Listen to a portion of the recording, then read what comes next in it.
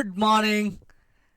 Revision की series में हमारा अगला टॉपिक है कॉस्ट ऑफ कैपिटल। स्क्रीन पर आपको दिख रहा है।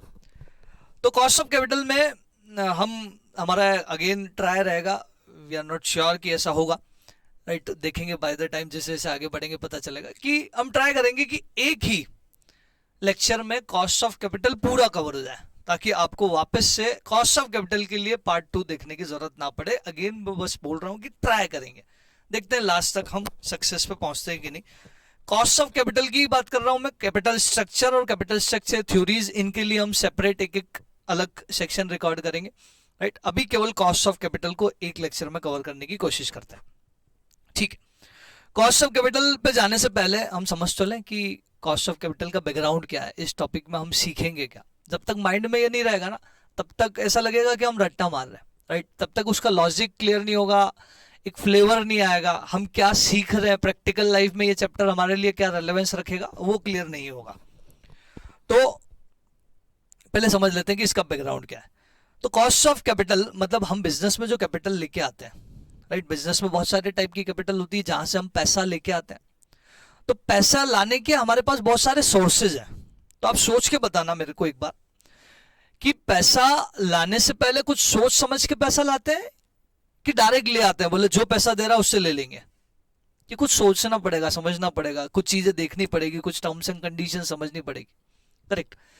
तो पैसा लाने के हमारे पास बहुत सारे सोर्सेज है। डेट है, प्रेफरेंस है, इक्विटी है, रिटेन अर्निंग है, इनसे पैसा ला सकते हैं हम। लोन है, loan is the part of debt. Debt में डिबेंचर्स, लोन, ये सब हिस्सा, बॉन्ड्स, ये सारी चीजें डेट के अंदर कवर हो जाएगी। तो कैटेगरी इज डेट।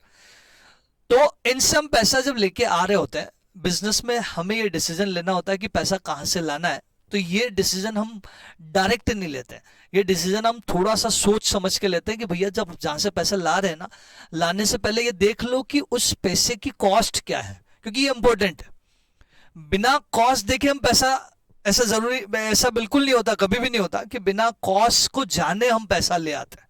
वो तो हम तभी लाते हैं बिना कॉस्ट को जाने पैसा, जब हमारा इंटेंशन खराब हो, हमें फ्रॉड करना हो कि यार पैसा आ जाएगा, चुकाना तो है नहीं, तो फिर कॉस्ट क्या देखना, राइट। तो अगर ऐसा इंटेंशन नहीं है, हमें पैसा चुकाना है, तो चुकाने के लिए देखना होगा कि यार जहां कम पैसा पे करना पड़े उस कैपिटल को चूज करना ज्यादा बेहतर है, करेक्ट। चलो, तो कॉस्ट ऑफ कैपिटल के इस बैकग्राउंड के साथ हम समझते हैं कि कॉस्ट ऑफ कैपिटल में हम कवरेज क्या क्या करेंगे। सिंपल है, इन वन वर्ड अगर हम बात करें तो हम कैपिटल की कॉस्ट कैलकुलेट करना सीखेंगे कि जो जिस कैपिटल से हम पैसा लेके आ रहे हैं उस कैपिटल की कॉस्ट कैसे कैलकुलेट की जाती है। आपको लग रहा होगा कि यार बहुत आसान है, राइट, कॉस्ट, लेकिन जब आप आगे जब जाओगे, पढ़ा हुआ एक बार टॉपिक हम रिवीजन कर रहे हैं, तो आपको पता है कि कितने कॉम्प्लिकेशंस है। तो इस टॉपिक के अगर कवरेज की बात करें तो ये चार्ट आपको एक कवरेज देगा कि इस टॉपिक में हम पढ़ने क्या वाला है। It's just an index of that topic, right, जो आपको ये बताएगा कि इस टॉपिक में क्या पढ़ने वाले हैं। कॉस्ट ऑफ डेट पढ़ेंगे, कॉस्ट ऑफ प्रेफरेंस पढ़ेंगे। अगर इन दोनों की बात करें तो इन दोनों में दो ही केस बन सकते हैं, कॉस्ट ऑफ डेट और कॉस्ट ऑफ प्रेफरेंस में दो ही केस बन सकते हैं। या तो रिडीमेबल वाला केस बनेगा या इरेडीमेबल वाला केस बनेगा, राइट। रिकॉल होती हुई जा रही होगी चीजें, आपने क्लास में पढ़ी, लेकिन हम हर एक चीज डिटेल में वापस पढ़ेंगे, डू नॉट वरी।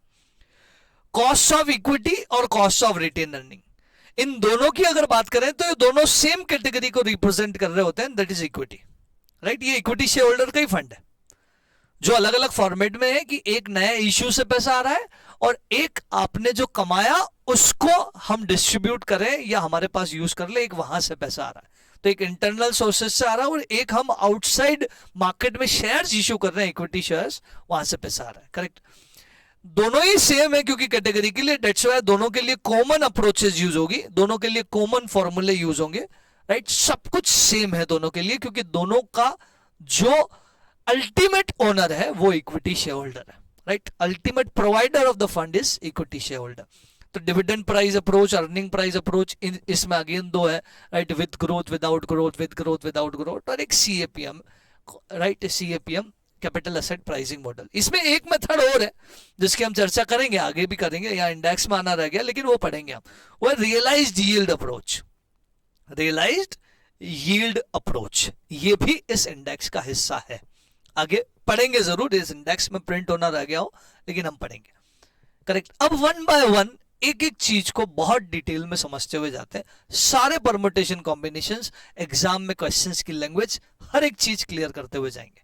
ठीक है, तो सबसे पहले हम शुरू कर रहे हैं कॉस्ट ऑफ डेट। अब कॉस्ट ऑफ डेट में दो कंडीशन होती है, राइट, रिडीमेबल और इररिडीमेबल। कॉस्ट ऑफ डेट में दो कंडीशन है, रिडीमेबल और इररिडीमेबल। पता कैसे चलेगा कि रिडीमेबल है कि इररिडीमेबल है? तो क्वेश्चन में एक इंफॉर्मेशन ऐसी होगी जिससे पता चल जाएगा आपको कि रिडीमेबल है या इररिडीमेबल, वो है मैच्योरिटी पीरियड। जब हम क्वेश्चन पढ़ रहे होंगे कॉस्ट ऑफ डेट का, तो हमें ये वाला फॉर्मूला लगाना है कि ये वाला फॉर्मूला लगाना है, ये पता लगाने के लिए आप मैच्योरिटी पीरियड देख लो बस, कि मैच्योरिटी पीरियड अगर गिवन है 5 साल, 10 साल, 3 साल, 5 साल, ये गिवन होना जरूरी है, बिना इसके हम रिडीमेबल वाला फॉर्मूला लगा नहीं पाएंगे और इसकी कोई अजम्पशन भी नहीं ले सकते। तो ये हिंट है कि maturity period is given, formula लगेगा I into 1 minus T plus R minus P by N whole divided by R plus P by whole divided by average price. हालांकि ये फॉर्मूला आपको आंसर जो देता है वो आंसर देता है अप्रोक्सीमेशन आंसर, राइट, ये एग्जैक्ट आंसर नहीं देता। बोले सर एग्जैक्ट आंसर क्या देगा? फिर एग्जैक्ट आंसर आपको IRR वाला तरीका देगा, राइट, कि IRR वाला तरीका कि आपने आज कितने पैसे रिसीव किए और बदले में आपने कितने पैसे पे किए, इन सबको एक ऐसी रेट से बाय ट्रायल एंड एरर आप ऐसी रेट से डिस्काउंट करो ताकि ये प्रेजेंट के इक्वल आ जाए, और वो जो रेट होगी, वो रेट IRR जो होगी, उस रेट को हम कॉस्ट ऑफ कैपिटल बोलते हैं। ये एग्जैक्ट कैलकुलेशन है जिसको हम प्रैक्टिकल लाइफ में करते हैं, लेकिन ऑथर्स ने जो फॉर्मूले दिए वो फॉर्मूले आपको अप्रॉक्स उस रेट के आसपास आंसर्स ले जाके दे देंगे, राइट। तो उन्होंने बनाया I इंटू 1 माइनस टी। अगर थोड़ा सा हम समझने की कोशिश करें इस फॉर्मूले को, थोड़ा सा डिटेल में समझें, तो इंटरेस्ट पे क्योंकि टैक्स बेनिफिट मिलता है तो इंटरेस्ट हमारा खर्चा नहीं है, इंटरेस्ट को हम आफ्टर टैक्स कर, दैट्स व्हाई ये खर्चा है। एक खर्चा हमारा और होता है जिसको हम प्लस कर रहे हैं, और खर्चा क्या है कि हमने जैसे 100 में इश्यू किया और 110 में रिडीम कर दिया, तो 100 और 110 का डिफरेंस जो है वो कहीं ना कहीं 10 रुपए जो एक्स्ट्रा पे कर रहे हो वो भी तो आपकी कॉस्ट है, दैट्स व्हाई हमने उस एक्स्ट्रा पोर्शन को यहां ले लिया। लेकिन डिवाइड बाय एन इसलिए किया कि वो नंबर ऑफ ईयर्स में स्प्रेड हो पाए, ताकि कॉस्ट पर एनम निकल पाए। तो जो भी कॉस्ट हम निकाल रहे होंगे आगे इसके बाद, वो सब पर एनम कॉस्ट ही होती है। पर एनम कॉस्ट क्यों निकालते हैं? क्योंकि डेट आपका मान लो 5 साल है, प्रेफरेंस आपका मान लो 8 साल है, इक्विटी आपका मान लो, इक्विटी तो कोई साल होगा नहीं, इक्विटी तो अनलिमिटेड ईयर्स का होगा, राइट। तो ये कंपैरेबल तब तक नहीं बन पाएंगे जब तक ये पर एनम ना हो, राइट। एक 5 साल की टोटल कंबाइंड कॉस्ट निकाल लोगे, एक 8 साल की टोटल कंबाइंड कॉस्ट निकाल लोगे, एक 15 साल की टोटल कंबाइंड कॉस्ट निकाल लोगे, तो फिर उस कंबाइंड कॉस्ट को कंपैरिजन नहीं किया जा सकता कि कौन सी कॉस्ट कम है कौन सी कॉस्ट ज्यादा है। ऑब्वियसली जो ज्यादा पीरियड वाली कॉस्ट होगी वो ज्यादा ही होगी, तो कंपैरिजन के लिए हम हमेशा इसको पर एनम लेके आते हैं, दैट्स व्हाई यहां पे इसको हम डिवाइड बाय एन कर रहे हैं, और ये तो ऑलरेडी पर एनम ही है, ये तो इंटरेस्ट तो हम हर साल ही दे रहे हैं, दैट्स व्हाई इसको न्यूमरेटर को पर एनम लिया, divided by average R plus P divided by 2। Irredeemable वाला केस है I into 1 minus T divide by P। कुछ इंपोर्टेंट नोट्स आपको दिख रहे होंगे, वो इंपोर्टेंट नोट्स आपको याद भी आ जाएंगे कि कभी कभी ऐसा होगा कि क्वेश्चन आपको रिडम्पशन प्राइस नहीं देगा तो क्या मानना है? When redemption price is not given in the question, assume it at par, right. Par पे मान लेंगे हम, फेस वैल्यू पे रिडीम होगा ऐसा मान लेंगे। When issue expenses is given in percentage term, और when question is not specifying anything कि ये परसेंटेज किस पे अप्लाई होगा, तो बाय डिफॉल्ट आपको फेस वैल्यू पे अप्लाई करना चाहिए, राइट। इस पे डिबेटेबल इशू है, राइट। कुछ ऑथर्स जो अलग अलग प्राइस पे भी अप्लाई करते हैं, राइट, लेकिन unless otherwise stated in question, apply it at par, apply it at face value when issue expenses given in percentage term. बोले यार सर ये इश्यू एक्सपेंसेस काम का आएगा? एक एक एक्सप्लेनेशन समझने की कोशिश करते हैं, आपको सारी चीजें क्लिक हो जाएगी। आई का मतलब है amount of interest, amount of interest. आप बोलोगे सर टोटल अमाउंट की पर डिबेंचर अमाउंट, राइट, ये भी क्लियर कर देता हूं मैं। कुछ भी ले सकते हो, लेकिन मेरी एडवाइस आपको ये है कि पर डिबेंचर फॉर्म में करोगे तो ज्यादा इजी होगा क्वेश्चन, वरना पूरा सब कुछ वैल्यू टर्म में करोगे तो क्वेश्चन थोड़ा कंफ्यूजिंग हो जाएगा। आंसर दोनों से सेम आएगा, तो बेहतर है कि पर डिबेंचर टर्म ही करो। तो इंटरेस्ट भी जब निकालो तो इंटरेस्ट पर डिबेंचर निकालना। तो I is equal to amount of interest, T is equal to tax rate. Rate जब भी यूज होगा फॉर्मूले में तो वो चाहे किसी भी जगह वो पॉइंट में यूज होता है। R is equal to redemption price when it is given in question, well and good, नहीं गिवन है तो face value. P is equal to, P का जो फॉर्मेट है वो है P is equal to issue price minus issue expenses, right, issue price minus issue expenses. Issue price कौन सी इश्यू प्राइस? 5 साल पहले हमने एक डिबेंचर की इश्यू किया था, वो 5 साल पहले वाली प्राइस की आज की इश्यू प्राइस, ये भी डिबेटेबल है, राइट। तो मैं बता रहा हूं जब भी हम कॉस्ट ऑफ कैपिटल निकाल रहे होते हैं तो वो कॉस्ट ऑफ एक्सप्लेनेशन में यहाँ डेट में इतना दे रहा हूं कि बाकी सब में ये सेम एक्सप्लेनेशंस काम आएंगे, राइट। कि एक तो पर एनम कैलकुलेट करेंगे तो सारी जगह यही कि पर एनम कैलकुलेट करेंगे। एक ये है कि यार ये जो इशू प्राइस है 5 साल पहले भी इशू किया था हमने, आज इशू फिर कर रहे हैं, तो कौन सी लें? इशू प्राइस 5 साल पहले वाली लेंगे कि आज वाली लेंगे, राइट। तो issue price should always be current issue price, right. जब क्वेश्चन अगर ये ना बोले कि 5 साल पहले की या इंसेप्शन की कॉस्ट निकालो, तब तक ऐसी बात ना बोले, तब तक आपको 5 साल से कोई लेना देना नहीं है। आपको हमेशा current cost of debenture, current cost of preference share, current cost of equity ही निकालना चाहिए। रीजन बिंग, उसका रीजन क्या है कि हमारा जो पैसा लेके आ रहे हैं वो कब लेके आ रहे हैं? वो आज लेके आ रहे हैं कि पास में लेके आ रहे हैं? पास में तो लेके आ चुके हैं, अब कोई डिसीजन लेने का फायदा नहीं है। हम ये चैप्टर पढ़ी क्यों रहे हैं? हम ये चैप्टर पढ़ी इसलिए रहे कि हमें पैसा कहां से लाना है। कहां से लाना है मतलब अब लाना है, ला चुके हैं तो फिर डिसीजन का क्या फायदा, राइट। डिसीजन तो हम तभी लेंगे जब लाने की बात हो रही है, फ्यूचर में लाना है, राइट। तो आज करंट में इशू, करंट में सारे एनालिसिस कर रहे होंगे आप, तो ये सारी प्राइजेस, सारे data current cost of capital के होने चाहिए। तो issue price should always be current issue price, not past. फिर current issue price is not given in the question, then current market price will be considered as current issue price. तो current market price को मान लेंगे, right. आगे इसका explanation दिया, do not worry. और current market price भी given नहीं है तो फिर फेस वैल्यू को हम मानेंगे, करेक्ट है क्या? N is equal to maturity period, N is equal to maturity period, और बाकी सब एक्सप्लेनेशन हो ही चुके हैं। R is equal to redemption price, P is equal to issue price minus issue expenses, right. बाकी सारे एक्सप्लेनेशन हम पढ़ चुके हैं, गेटिंग माय पॉइंट। अब थोड़ा सा डिस्कशन हम इशू प्राइस पे जो अभी मैंने बोला बस वो उसको एक बार गो थ्रू फिर कर लेते हैं, राइट। जो हमने अभी पढ़ा, राइट, ताकि ये स्लाइड आपको बहुत कुछ रिकॉल करवा देगी कि इशू प्राइस कौन सी लेंगे? Current issue price, not past issue price.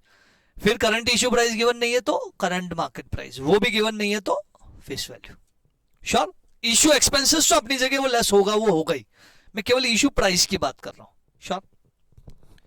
तो केडी में दो फॉर्मूले निकल के आए, एक रिडीमेबल, एक इरिडीमेबल। रिडीमेबल मतलब I into 1 minus T plus R minus P by N whole divided by R plus P by 2, और irredeemable, right, I into 1 minus T divided by P. अब जब हम प्रेफरेंस में जाएंगे तो प्रेफरेंस में सेम फॉर्मूले लगेंगे लेकिन टैक्स बेनिफिट नहीं मिलेगा। यहाँ आई इंटू 1 माइनस टी कर रहे थे हम डेट के केस में, प्रेफरेंस में डिविडेंड आएगा और डिविडेंड पे टैक्स बेनिफिट नहीं मिलता, ये हमें पता है, राइट। डिविडेंड तो टैक्स के बाद आता है, टैक्स के पहले जो एक्सपेंसेस लेस हो रहे होते हैं उस पे टैक्स बेनिफिट मिलता है। डिविडेंड पे टैक्स बेनिफिट मिलेगा क्या? सवाल ही नहीं है, right. Formula is exactly same, बस फर्क इतना है कि इस पे टैक्स बेनिफिट नहीं मिलेगा। All the explanations are also same, सारे एक्सप्लेनेशन भी सेम है। एक्सप्लेनेशन मतलब कौन से? कि when redemption price is not given in the question, assume it at par, when issue expenses is given in percentage term, apply it at face value, सब कुछ same है। हिंट भी सेम है कि इसमें जाने की जो हिंट है, इसमें जाने की जो हिंट है वो हिंट क्या है? मैच्योरिटी पीरियड, करेक्ट, ठीक है। लेकिन कभी कभी क्वेश्चन आपको एक जगह थोड़ा सा पॉइंट उलझाने के लिए दे सकता है। when dividend distribution tax is given, let's say कि डिविडेंड दिया है 15 रुपए, डिविडेंड दिया है 15 रुपए और बोला कि डिविडेंड डिस्ट्रीब्यूशन टैक्स 25% है, तो उस केस में आपको डी जो है ना, ये वाला डी केवल डिविडेंड नहीं लेना है। डिविडेंड भी हमारा खर्चा है तो डिविडेंड डिस्ट्रीब्यूशन टैक्स भी तो हमारा खर्चा है, वो भी तो हमारी कॉस्ट है। गेटिंग माय पॉइंट कि एक हम आपको दे रहे हैं और एक हम गवर्नमेंट को दे रहे हैं, लेकिन हमारी पॉकेट से तो दोनों खर्चे जा रहे हैं। समझ पा रहे हो क्या आप? राइट, यानी कि डी, इस डी में डिविडेंड, कभी अगर ऐसा आ जाए तो इस डी में डिविडेंड डिस्ट्रीब्यूशन टैक्स भी आप जोड़ देना, बाकी सब कुछ सेम है, बाकी सब फॉर्मूला भी वही है, बस डी का एक्सप्लेनेशन जो है कि मान लो डिविडेंड 15 है तो यहां 15 मत लेना, 15 प्लस डिविडेंड डिस्ट्रीब्यूशन टैक्स 18.75 लेना यहां पे, बस ये ध्यान रखना। Sure? All other explanations are same. तो केडी क्लियर है, केपी क्लियर है, राइट। हम सारे कॉस्ट ऑफ कैपिटल एक साथ समझेंगे और उसके बाद फिर क्वेश्चन करेंगे।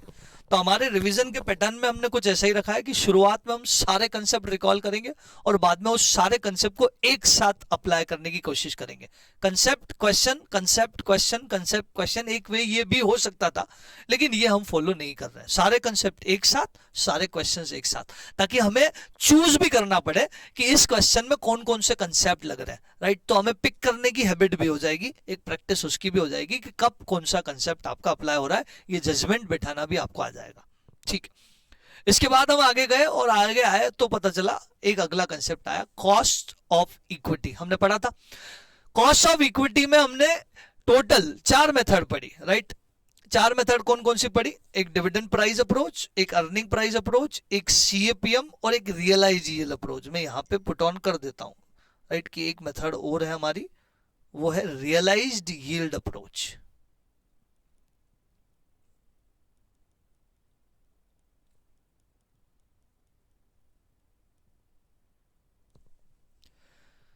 राइट, क्या होगा एक्सप्लेनेशन रियलाइज यील्ड का, वो भी हम समझेंगे बाय द टाइम।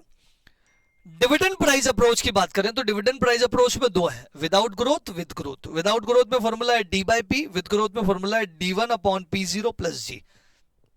D1 का मतलब इंपॉर्टेंट है, D1 का मतलब expected dividend, dividend at the end of current year, next year dividend, मतलब वो डिविडेंड जो आने वाले टाइम पे मिलेगा।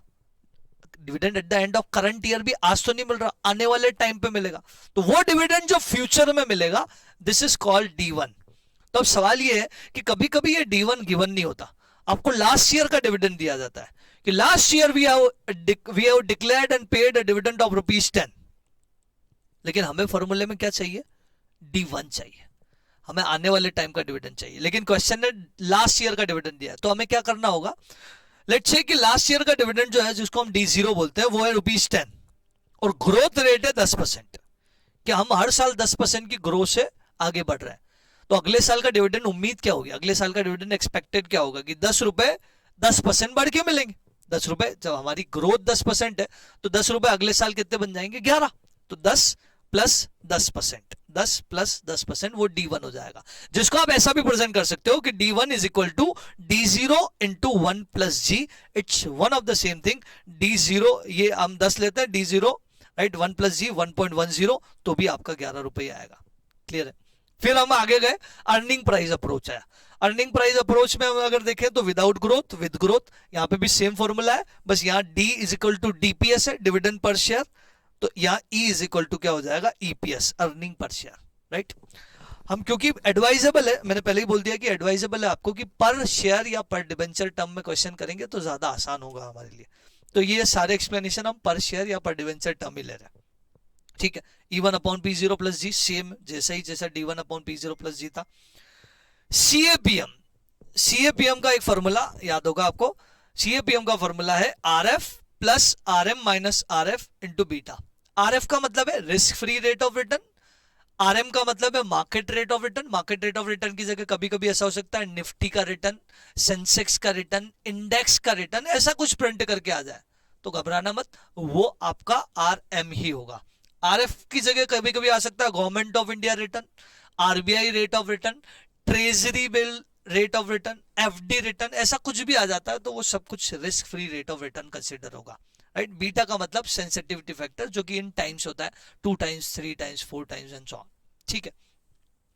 एक और कंबाइंड डिस्कशन अगर हम करते हैं कि क्वेश्चन कभी कभी रिस्क प्रीमियम दे देता है आपको, risk premium is 10%। Risk premium का मतलब होता है RM माइनस RF का कंबाइंड, मतलब RM में से RF लेस करने के बाद 10 बचा है।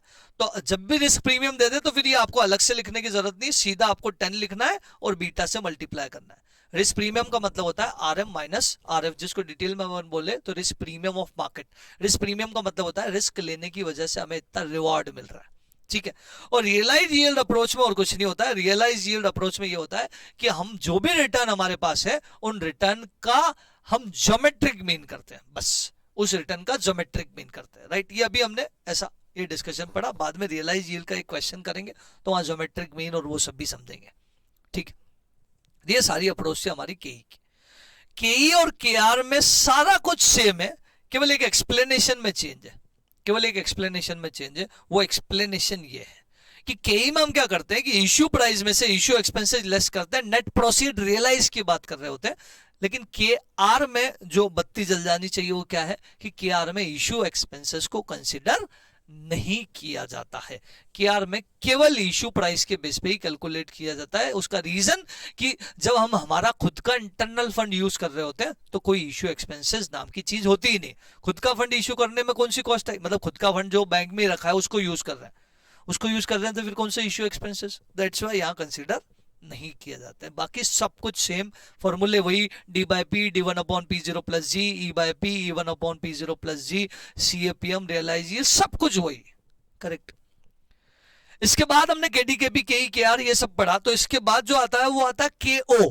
के ओ को हम डब्ल्यू ए सी सी का नाम भी देते हैं, weighted average cost of capital. Table को बहुत ध्यान से मत देखना, कंफ्यूज हो जाओगे। मैं एक एक टेबल के एक एक पोर्शन पे जाऊंगा, राइट, तब समझते हुए जाना। तो स्क्रीन पे जैसे ही कोई नई चीज आती है हम देखते हैं कि हाँ ये क्या लिखा, ये क्या लिखा, ये क्या लिखा। डू नॉट वरी, मैं एक एक चीज वैसे जब जब समझाता जाऊं बस उसी को देखना। इसका हेडिंग है W A C C, right, weighted average cost of capital. ये बुक वैल्यू वेट से भी निकल सकते हैं, मार्केट वैल्यू वेट से भी निकल सकते हैं, राइट। अगर क्वेश्चन ने बुक वैल्यू बोला तो बुक वैल्यू से कर लेंगे, क्वेश्चन ने मार्केट वैल्यू बोला तो मार्केट वैल्यू से कर लेंगे। लेकिन क्वेश्चन साइलेंट है तो हम प्रीफर किसको करेंगे, मार्केट वैल्यू को करेंगे। लेकिन एक कंडीशन, एक स्टार याद आ गया होगा आपको कि हम मार्केट वैल्यू को तभी प्रीफर करेंगे जब मेजॉरिटी कैपिटल की मार्केट वैल्यू अवेलेबल हो। लेट्स से 5 कैपिटल है और 5 में से पांचों की बुक वैल्यू अवेलेबल है, लेकिन हम फॉलो नहीं करेंगे उसको। हम तो देखेंगे क्या मार्केट वैल्यू मेजॉरिटी की अवेलेबल है, क्या 5 में से 3 की मार्केट वैल्यू अवेलेबल है, क्या जवाब आया यस, तो हम उस मार्केट वैल्यू पे शिफ्ट हो जाएंगे। बोले बचे हुए 2 की बुक वैल्यू को क्या करेंगे, उस 2 की बुक वैल्यू को मार्केट वैल्यू मान लेंगे। समझ पा रहे हो आप, right. Debt equity preferences 5 capital आपके पास 1 2 3 4 5। बुक वैल्यू आपको 5 की दी है और मार्केट वैल्यू आपको लेट से 3 की दी है। 2 की आपको मार्केट वैल्यू नहीं गिवन है तो उस मार्केट वैल्यू में वो 2 की बुक वैल्यू को शिफ्ट कर देंगे। ऐसा नहीं करेंगे कि उन 2 को पार्टिसिपेट ही नहीं करवाएंगे मार्केट वैल्यू वेट्स में। याद आ गया होगा आपको सब। जब हम बुक वैल्यू से सॉल्व कर रहे होंगे क्वेश्चन तो यहां हम कैपिटल लिखते हैं, कैपिटल के बाद बुक वैल्यू लिखते हैं, राइट। बुक वैल्यू को हम डब्ल्यू का नाम देते हैं, वेट।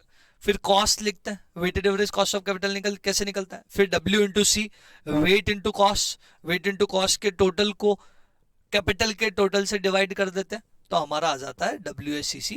अगर इसी बुक वैल्यू की जगह अगर हम मार्केट वैल्यू ले ले तो मार्केट वैल्यू वेट्स आ जाएगा। लेकिन मार्केट वैल्यू में ध्यान रखना, देखो आप मार्केट वैल्यू में कहीं रिजर्व्स एंड सरप्लस नहीं दिख रहा, वो मिसिंग है।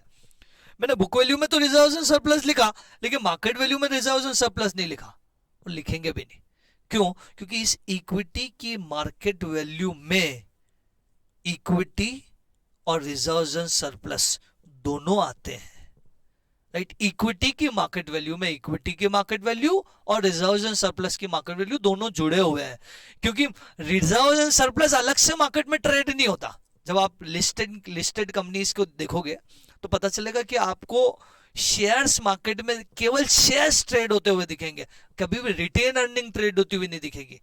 Getting my point? तो उस शेयर में उस रिटेन अर्निंग का इंपैक्ट तो होता है।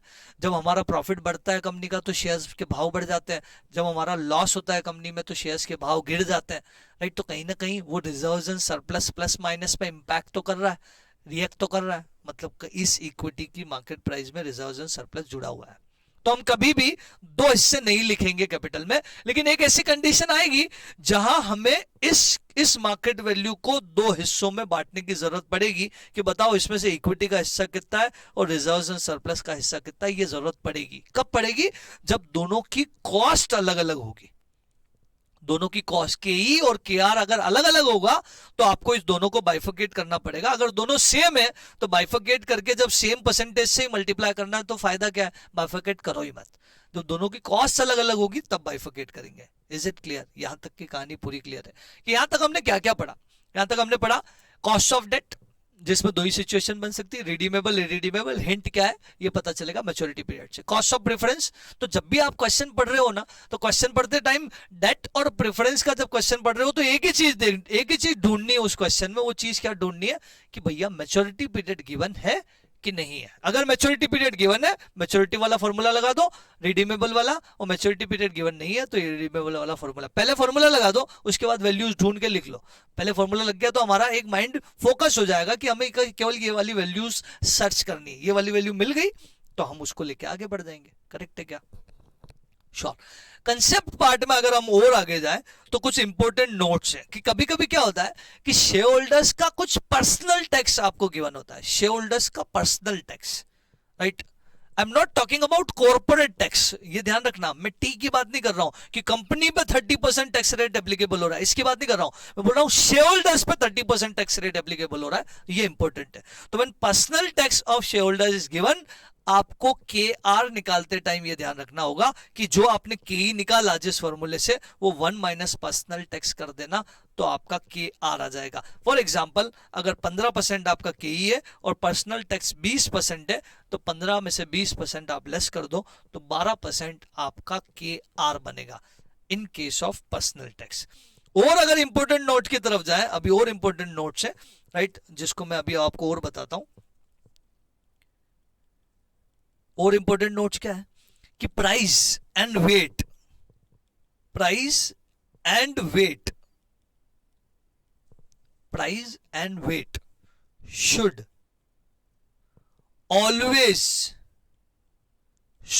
Always be ex dividend. एक होता है कम डिविडेंड, एक होता है एक्स डिविडेंड। मतलब एक्स डिविडेंड मतलब उस प्राइस में डिविडेंड का इंपैक्ट जुड़ा हुआ नहीं होना चाहिए। लेट्स से कि अगर आपको क्वेश्चन में आ जाए कि 110 प्राइस है, पी जो है वो 110 है, कम डिविडेंड, तो इसके अंदर मान लो 12 रुपए डिविडेंड जुड़ा हुआ है, तो आपको फॉर्मूले में 110 वाली प्राइस को बेस नहीं बनाना है। फॉर्मूले में 110 में से 12 रुपए लेस करने के बाद पहले उसको एक्स डिविडेंड बनाना है और उसके बाद ही उसको फॉर्मूला लगाना है, राइट। और वेट में भी जब मल्टीप्लाई करते हैं ना, number of shares into market price पर शेयर, तो मार्केट प्राइस पर share should be ex dividend price, correct. अगर वो ऑलरेडी एक्स डिविडेंड दी है तो हमें सोचने की जरूरत ही नहीं, हम डायरेक्ट उसको यूज कर लेंगे। कम डिविडेंड दी है तो हमें लेस करना है, कुछ नहीं बोला, क्वेश्चन ने बोला ही नहीं कुछ कि यार एक्स डिविडेंड है कि कम डिविडेंड है, बाय डिफॉल्ट मान लेंगे कि जो गिवन है वो एक्स डिविडेंड ही है, फिर उसको कम डिविडेंड के अजम्पशन पे नहीं मानेंगे। ये ध्यान रखना, जो गिवन है वो एक्स डिविडेंड मान लिया जाएगा, करेक्ट है,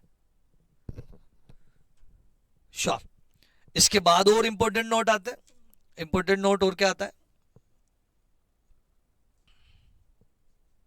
वो है मार्जिनल कॉस्ट ऑफ कैपिटल। क्या होता है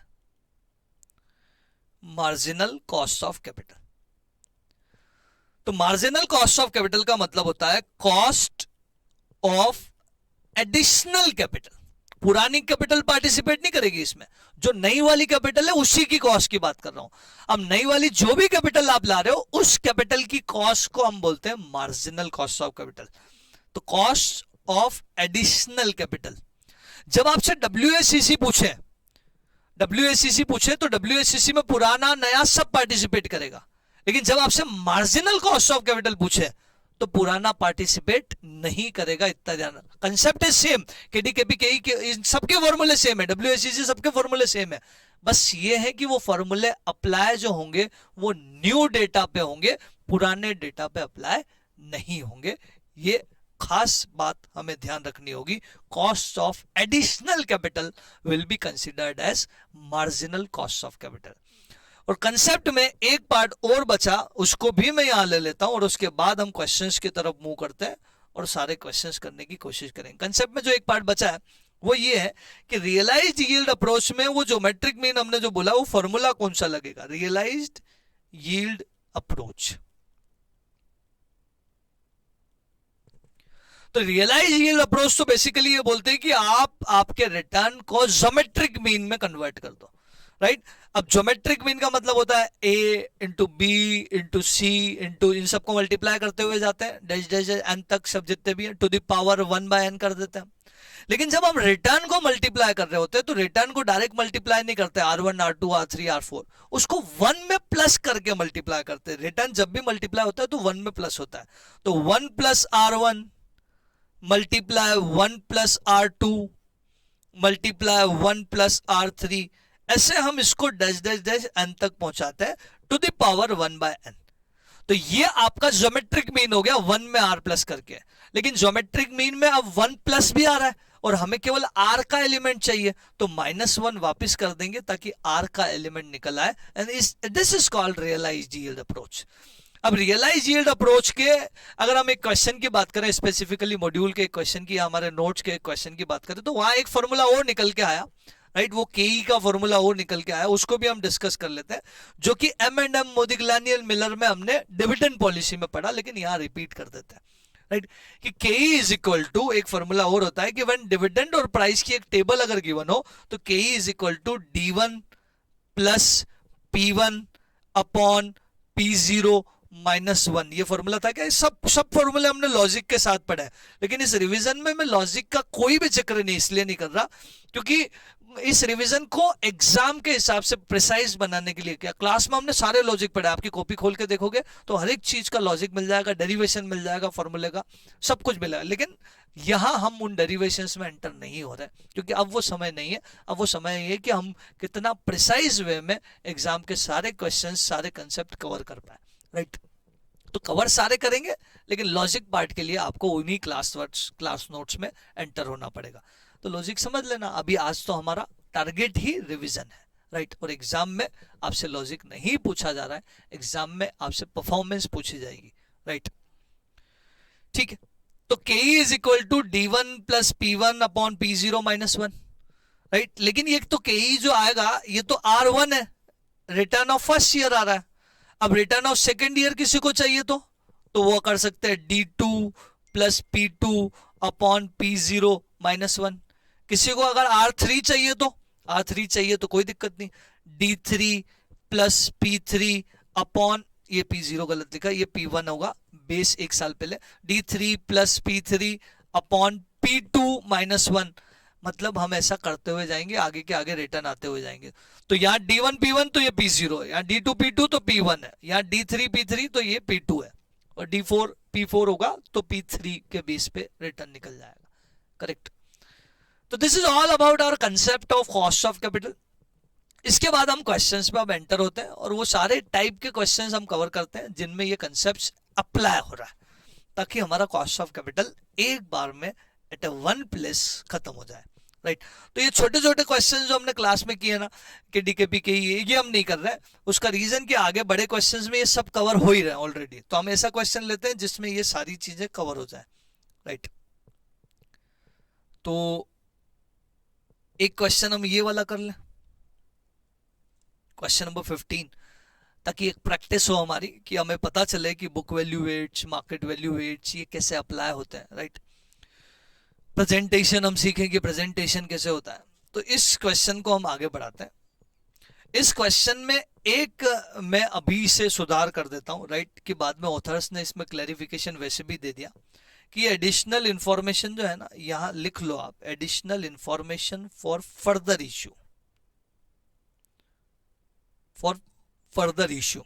इसकी जगह कभी कभी ये वर्ड भी आता है कि additional information for external commercial opportunities, बाद में जो एक्सटर्नल अपॉर्चुनिटीज है उसके लिए, and so on, external opportunities only आता है।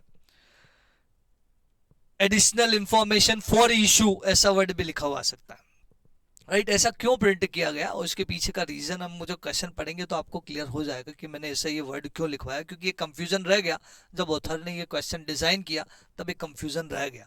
क्या कंफ्यूजन रह गया? क्वेश्चन पूरा पढ़ते हैं तो समझ आएगा। Calculate WSCC using following data, right. Book value weights निकालना है, मार्केट वैल्यू वेट्स है, मतलब WSCC दोनों से निकालना है। Question is not silent. Question silent होता तो क्या करते? क्वेश्चन साइलेंट होता तो हम मार्केट वैल्यू प्रीफर करते हैं, लेकिन तभी करते हैं जब मेजोरिटी के अवेलेबल हो। पता चला एक कैपिटल की मार्केट वैल्यू अवेलेबल है, बाकी की नहीं है, तो फिर हम बुक वैल्यू पे ही करते हैं। तो वो एग्जामिनर कभी बोलेगा नहीं कि किसको प्रेफर करना है। अगर वो डायरेक्ट दे दे तो बहुत बढ़िया है, नहीं दे बोले तो फिर मेजोरिटी चेक करना, और चेक करने के बाद ही आपके सॉल्यूशन को करना, ठीक। The capital structure of the company is as under. जब भी कैपिटल स्ट्रक्चर दिया होता है ना, तो वो by default books of accounts में जो दिया होता है उसको हम बुक वैल्यू बोलते हैं, राइट। तो ये जो दिया है ये बुक वैल्यू है, ठीक। और मार्केट प्राइसेस आपको दी तो मार्केट वैल्यू भी हम निकाल ही सकते हैं कि ये जो 5 लाख दिया है, जस्ट ए मिनट, मैं आपकी स्क्रीन पे शायद पूरा क्वेश्चन नहीं दिख रहा, अभी क्लियर है, ठीक। तो डिबेंचर्स आपको दिए हैं 5 लाख, प्रेफरेंस शेयर आपको दिए हैं 5 लाख, इक्विटी शेयर आपको दिए हैं 10 लाख, इनकी मार्केट प्राइस भी गिवन है। तो क्या हम बुक वैल्यू को मार्केट वैल्यू में कन्वर्ट कर सकते हैं क्या? ये तो बुक वैल्यू है, बुक वैल्यू इनटू कॉस्ट करेंगे तो हमारा बुक वैल्यू आ जाएगा, राइट। जस्ट अ मिनट, मैं ट्राई करता हूं कि ये स्क्रीन जो है अभी ठीक है, इसको जूम इन अभी तो दिख रहे, राइट। इसकी सेटिंग थोड़ी सी गड़बड़ हो गई तो थोड़ा सा जूम करने पे ये बिगड़ रहा है, तो बेहतर इसको जूम नहीं करते, हम दिख ही रहा, ठीक है। ये बुक वैल्यू को मार्केट वैल्यू में कन्वर्ट करना है तो कैसे करेंगे? 5 लाख डिवाइडेड बाय 100 तो आएगा नंबर ऑफ डिबेंचर्स कितना, 5 लाख डिवाइड बाय 100 करोगे तो 5000 नंबर ऑफ डिबेंचर्स आएगा। इस 5000 को 105 से मल्टीप्लाई कर दो तो मार्केट वैल्यू आ गया।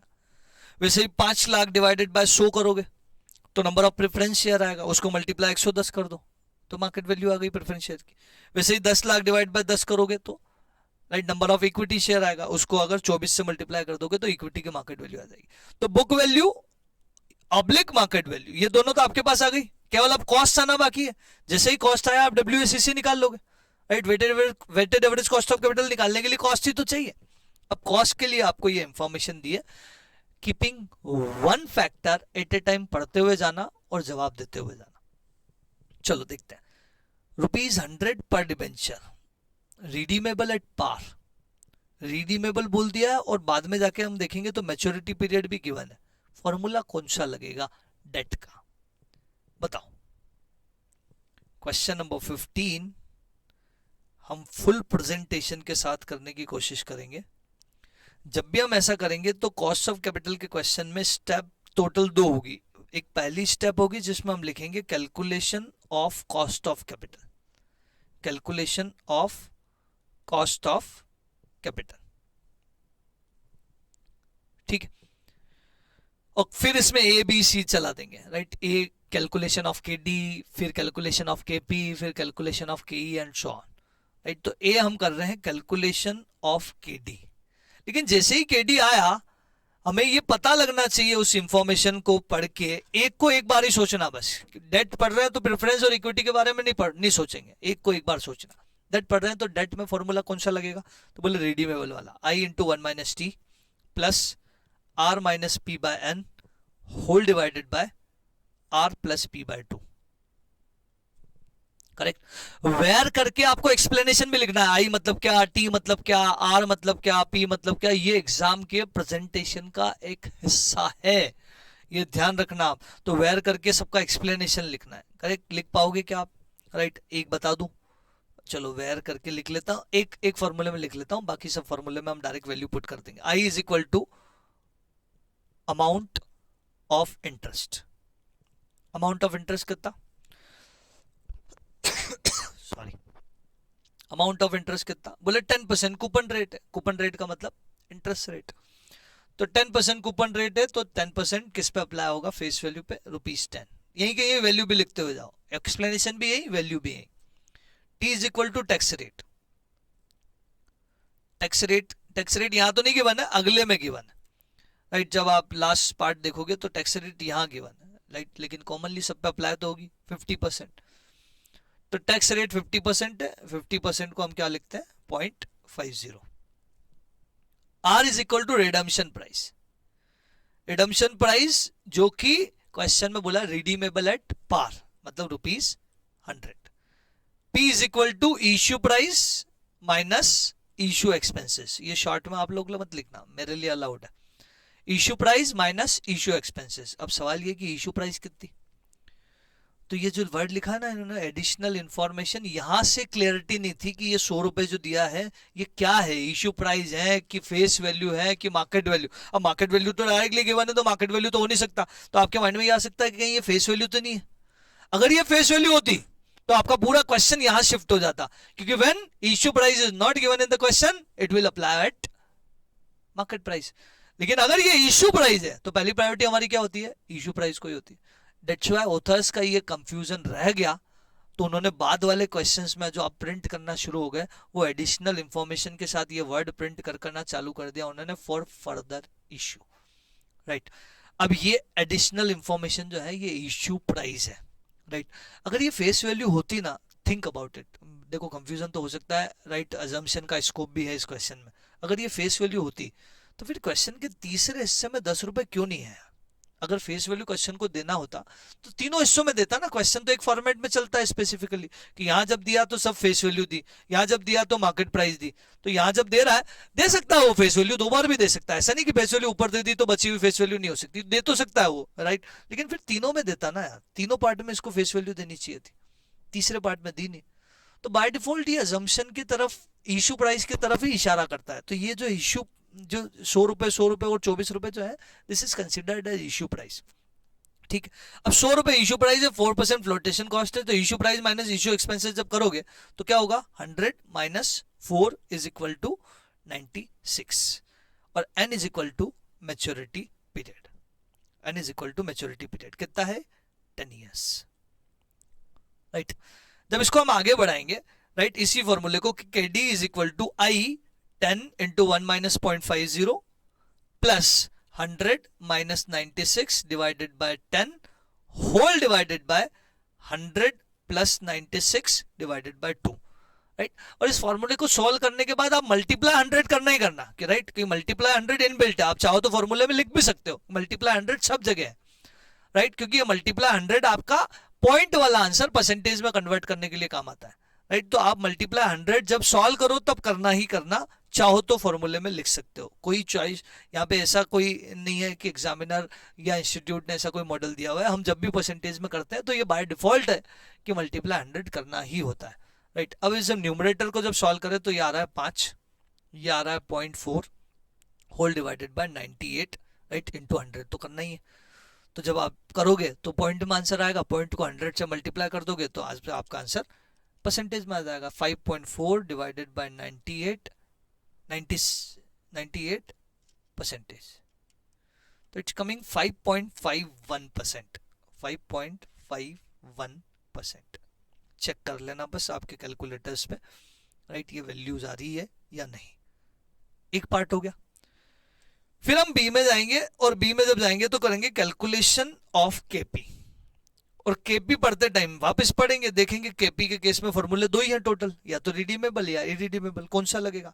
तो ₹100 पर प्रिफरेंशियल रिडीमेबल एट पार, आगे मैच्योरिटी पीरियड भी गिवन है, राइट, यानी कि फॉर्मूला लगेगा रिडीमेबल वाला।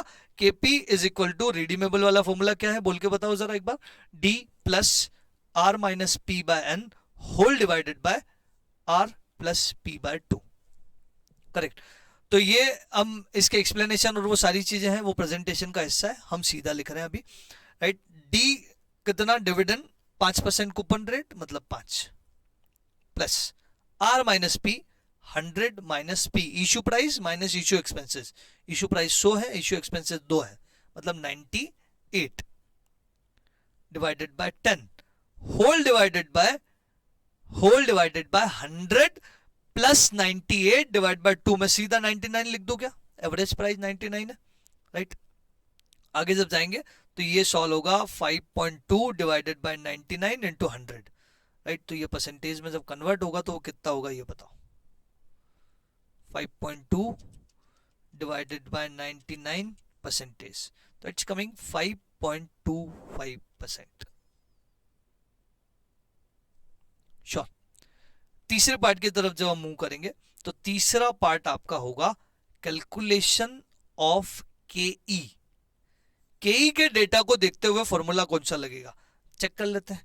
केई में दिया कि इक्विटी शेयर जो है वो 4 रुपए फ्लोटेशन कॉस्ट है, 24 रुपए मार्केट प्राइस है, तो issue price minus issue expense है, लेकिन अभी पता नहीं चला कि फॉर्मूला कौन सा लगेगा, डी बाई पी, D1/P0, बहुत सारे CAPM, लेकिन ऐसा लग रहा है कि CAPM तो नहीं लगेगा क्योंकि CAPM का डेटा नहीं गिवन है।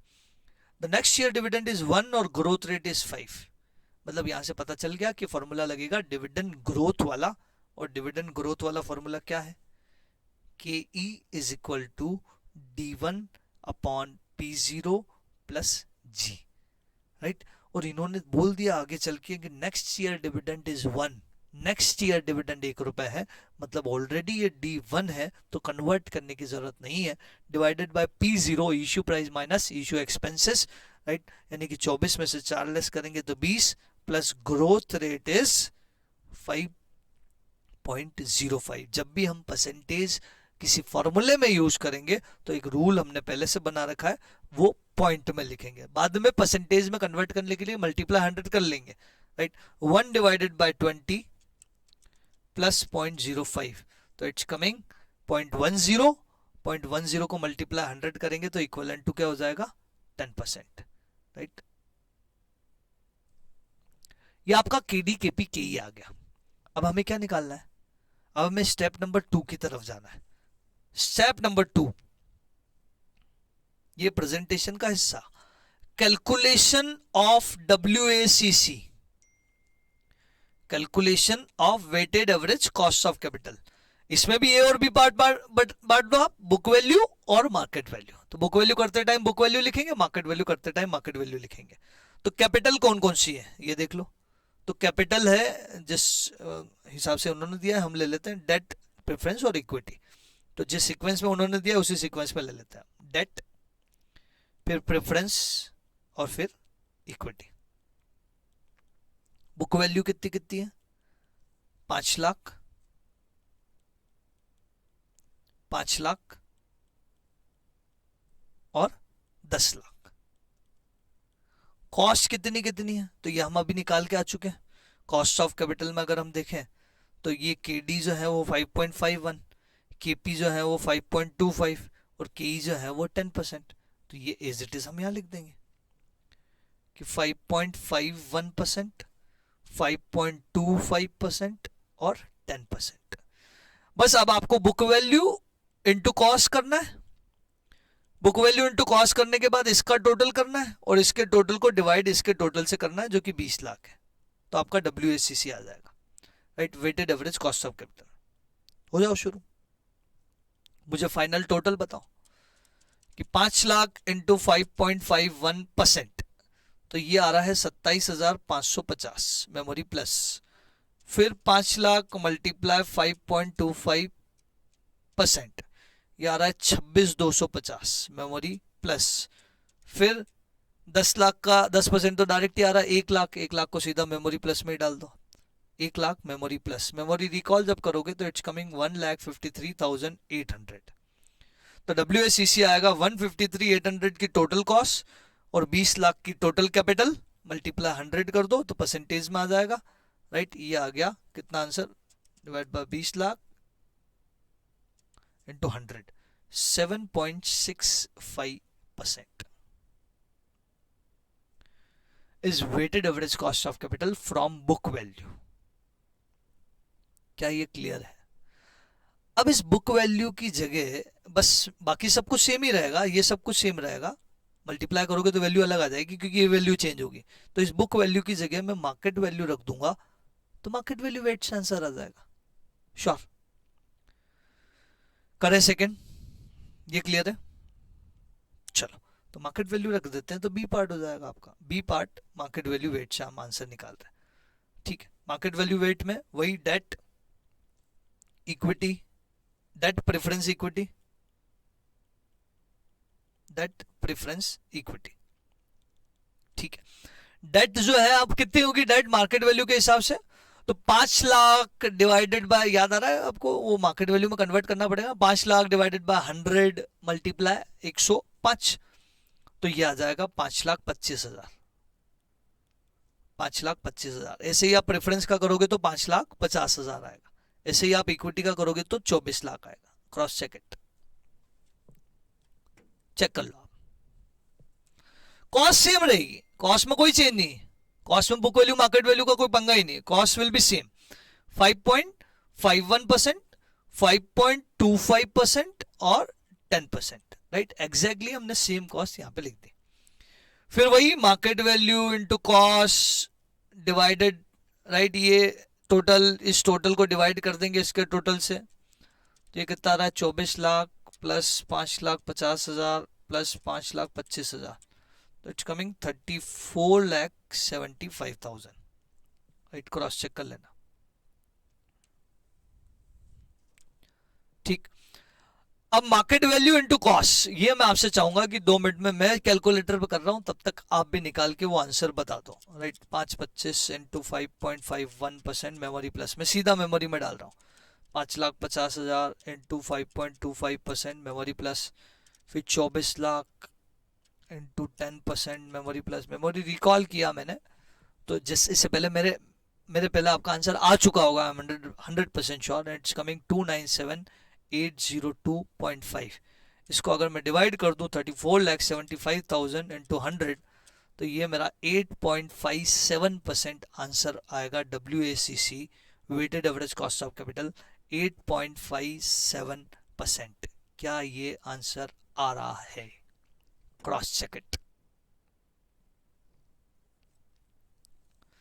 क्लियर है क्या कहानी है? राइट, अगले क्वेश्चन पे मूव करें। चलो अगले क्वेश्चन पे मूव करते हैं।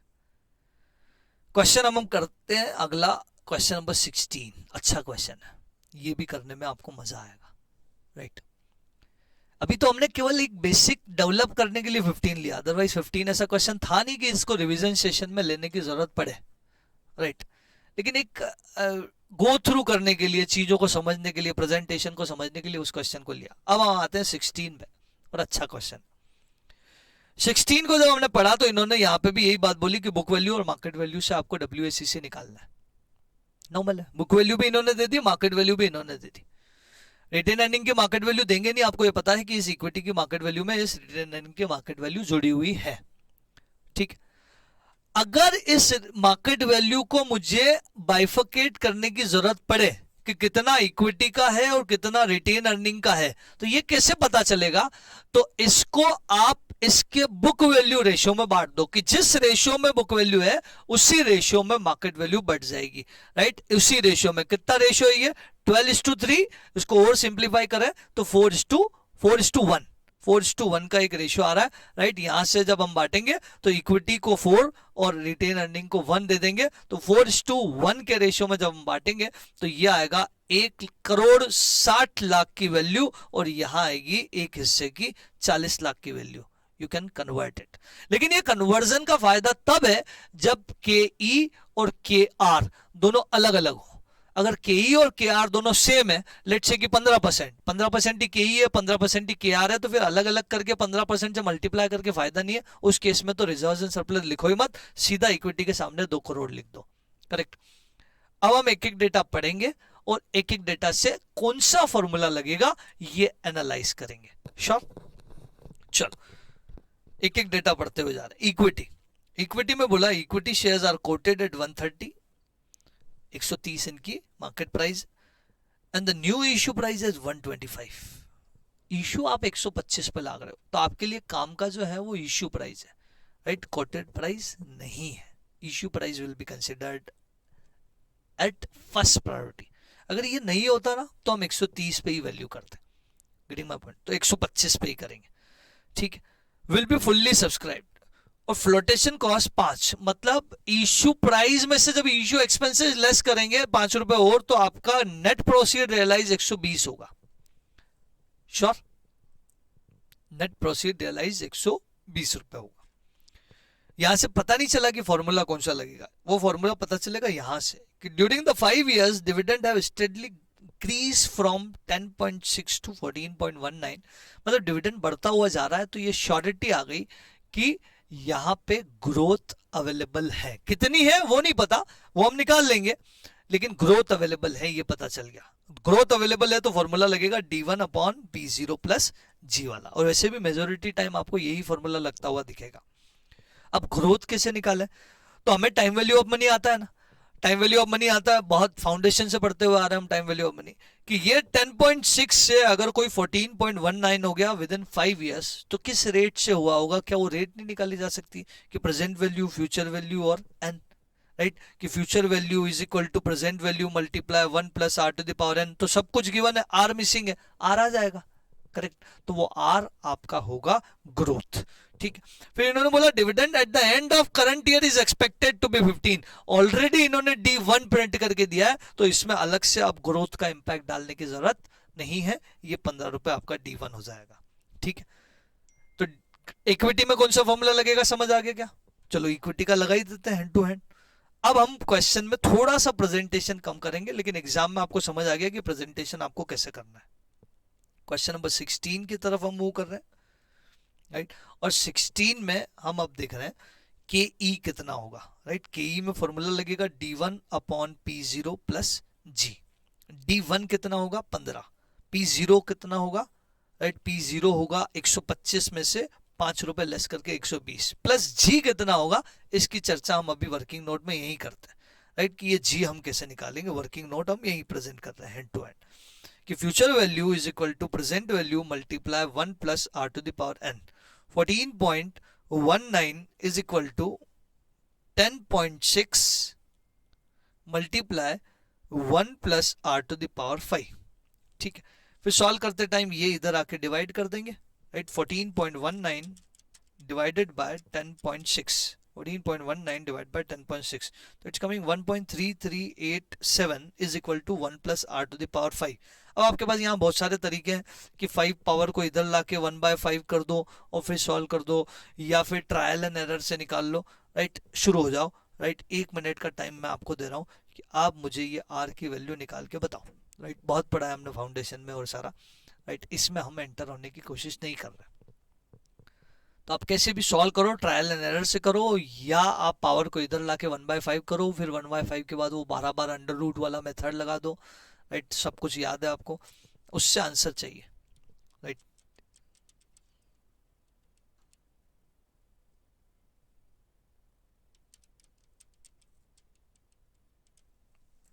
कितना आया ये बता दो बस। जब आप ये सारी चीजें करके देखोगे तो द आंसर इज 6%। 6% आपका ग्रोथ रेट आ रहा होगा, राइट। तो 6% आ रहा है, तो यहाँ पे हम लिख देंगे 0.06, ब्रैकेट में लिख देंगे वर्किंग नोट नंबर 1 2 जो भी चल रहा होगा, अभी 1 ही चल रहा है तो 1 लिख देंगे। तो ये आएगा 15 डिवाइडेड बाय 120 प्लस 0.06 इंटू 100 जब करेंगे तो आंसर आएगा आपका 18.5%। ये के ई हो गया। अब जब के आर निकालने जाएंगे तो क्योंकि चेंज आएगा के आर में, फॉर्मूला सेम लगेगा d1 upon p0 plus G. d1 15 रुपए रहेगा, लेकिन p0 जो है वो के आर के केस में 125 होगा प्लस जी 0.06, राइट। तो it's coming 15 divided bye 125 plus 0.06, तो ये 0.18 आ रहा होगा, जिसको हम बोलेंगे 18%, राइट। ये एक फॉर्मूला हो गया। हमने इससे दो वैल्यू निकाल ली, के ई और के आर की। अगले पॉइंट को पढ़ते हैं और अगला फॉर्मूला लगाते हैं। प्रेफरेंशियस, हमारा फोकस कहां होगा, जैसे ही डिबेंचर और प्रेफरेंस शेयर को हम पढ़ रहे होंगे तो फोकस होगा मैच्योरिटी पीरियड पे। मैच्योरिटी पीरियड है कि नहीं है, बस इतना अंदाजा लगाना। 15% प्रेफरेंस शेयर है, फेस वैल्यू 100 है, वुड रियलाइज 105, कहीं से कहीं तक मैच्योरिटी पीरियड की इंफॉर्मेशन नहीं है, तो क्या करें। फॉर्मूला कौन सा लगेगा, when maturity period is not given in the question. ये इररिडीमेबल वाला केस हो गया। जैसे ही इररिडीमेबल पता चला, फॉर्मूला लगा दो KP is equal to D by P, right. ये सेकंड सिचुएशन हमने, ये थर्ड सिचुएशन पे फॉर्मूला निकाला डी बाय पी। डी कितना, डी है 15%, फेस वैल्यू पे अप्लाई होगा। 15 divided by 105 into 100, 15 divided by 105 into 100, तो इट्स कमिंग 14.29%, राउंडेड ऑफ 14.29%। ये भी कोई दिक्कत नहीं है। इसके डिबेंचर वाला केस मजेदार है, डिबेंचर वाला केस अच्छा है, राइट। उसको हम देखने की कोशिश करते हैं। इन्होंने बोला डिबेंचर जो है, the company proposes to issue 11 year debenture. यहां से पता चल गया कि 11 ईयर डिबेंचर मतलब केडी का फॉर्मूला तो लगा लूं मैं at least, KD is equal to I into 1 minus T plus R minus P by N whole divided by R plus P by T. जैसे ही पता चला मुझे कि फॉर्मूला रेडीमेबल वाला लगेगा, मैं लगा के रख लूंगा। अब मुझे एक एक वैल्यू ढूंढनी है, जो जो वैल्यू मिलती हुई जाएगी उस वैल्यू को मैं पोस्ट करता हुआ जाऊंगा, राइट। 11 ईयर 15% डिबेंचर, 15% डिबेंचर मतलब 15 इंटू 1 माइनस टी की जगह क्या है आगे देखते हैं। टैक्स रेट जो है वो 35% है, तो हम 0.35 यहां लिख देंगे,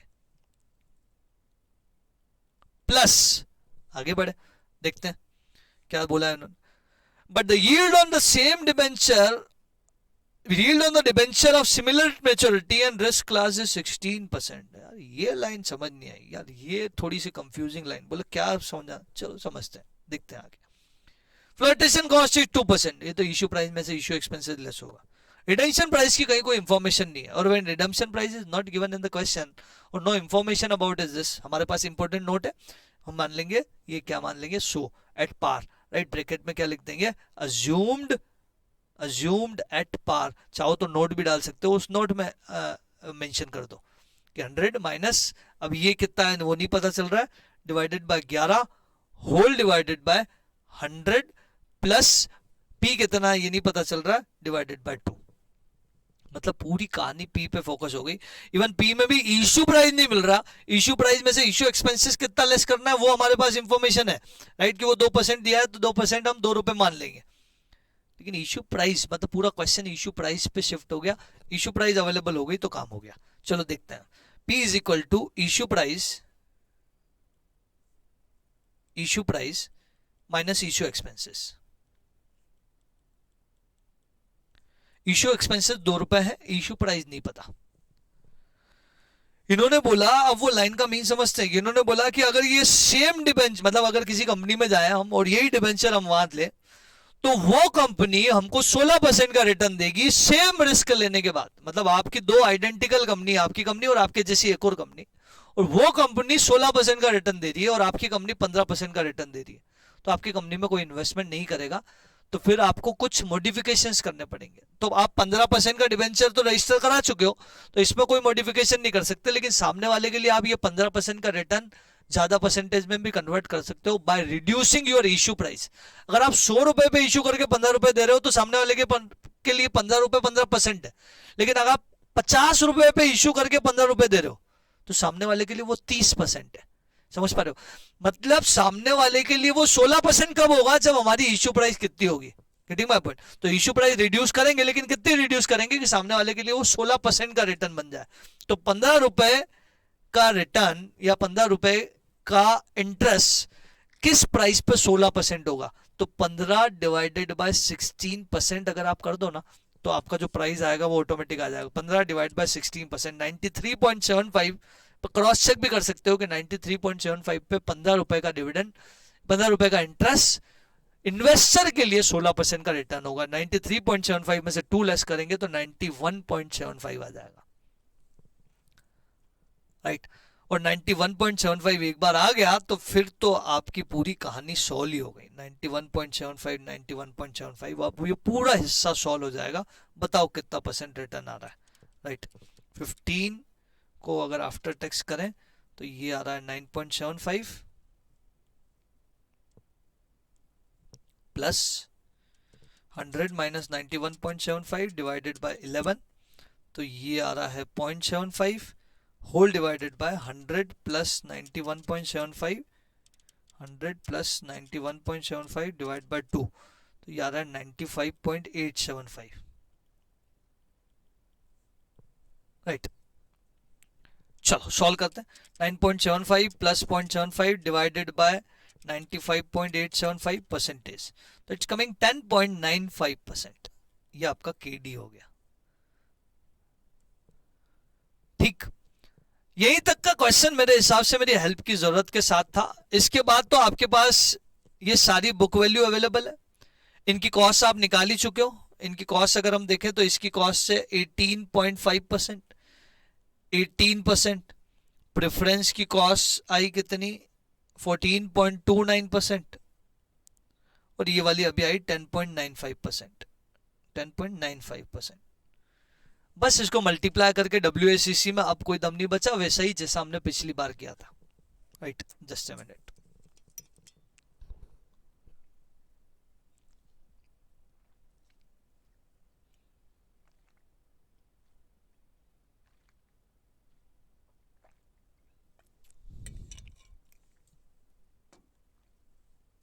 चलो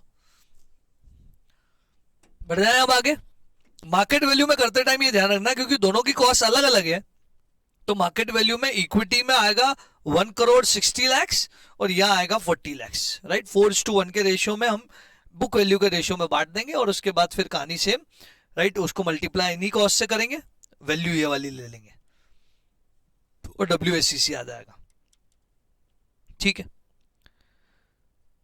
और आगे बढ़े, और आगे बढ़े, ये क्वेश्चन कोई खास दम वाले है नहीं, राइट, ये नॉर्मल क्वेश्चन है, तो ये तो बहुत आसानी से आप कर जाओगे, कहीं कोई दिक्कत नहीं। इसमें इन्होंने रिवाइज डेटा दिया है, कुछ एडिशनल डेटा दिया है, और एडिशनल डेटा के बाद पूछा WSEC है, तो पुराना प्लस नया दोनों पार्टिसिपेट करवाना, बस ये ध्यान रखना।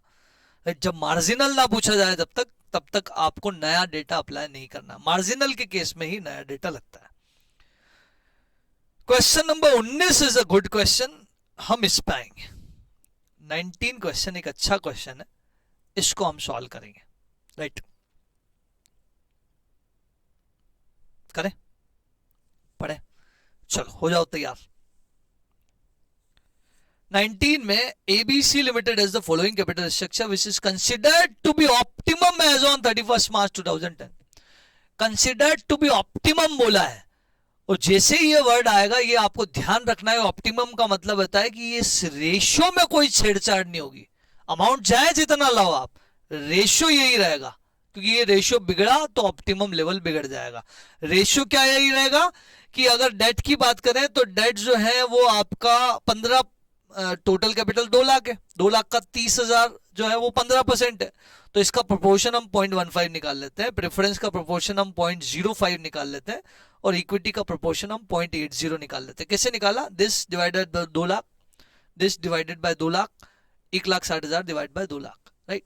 तो इसको हमने प्रोपोर्शन में कन्वर्ट कर दिया, तो उससे क्या हुआ कि अब ये प्रोपोर्शन आगे चाहे अमाउंट कितना भी हो, अमाउंट गिवन भी ना हो तो कोई फर्क नहीं पड़ता है, आगे अमाउंट जब भी लाएंगे हम इसी प्रोपोर्शन में लाएंगे, that's why this is considered to be optimum, correct. पढ़ते हैं क्वेश्चन।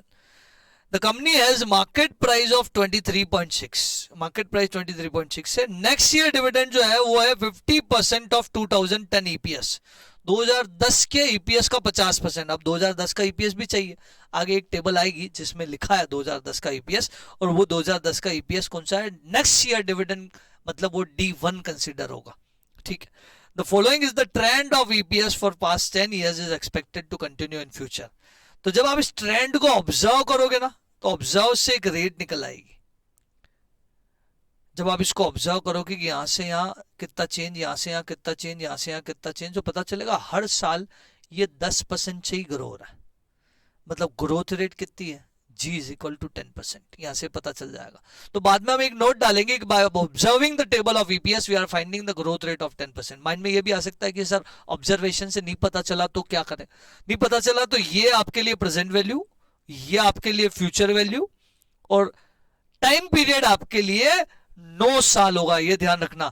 इससे इसका डिफरेंस 1 साल, फिर 2 साल, फिर 3 साल, ऐसे गिनते हो जाओगे तो पता चला कि 2001 से 2010 में जब जाते हैं तो 10 साल का गैप नहीं आता, 2001 से 2010 में 9 साल का ही गैप है, क्योंकि ये डेटा अगर एंड के भी है तो 2001 का एंड और 2010 का एंड गिन लो, समझ आ जाएगा। ये अगर बिगिनिंग के है तो बिगिनिंग से बिगिनिंग गिन लो, राइट, तो समझ आ जाएगा आपको कि 9 साल है। तो जब प्रेजेंट वैल्यू फ्यूचर वैल्यू का फॉर्मूला लगाएंगे तो future value is equal to present value multiply 1 + r to the power 9 करेंगे, गेटिंग माय पॉइंट।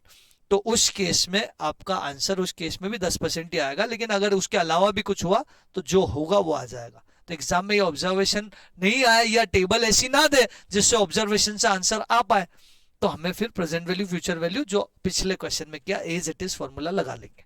श्योर, चलो और आगे बढ़े।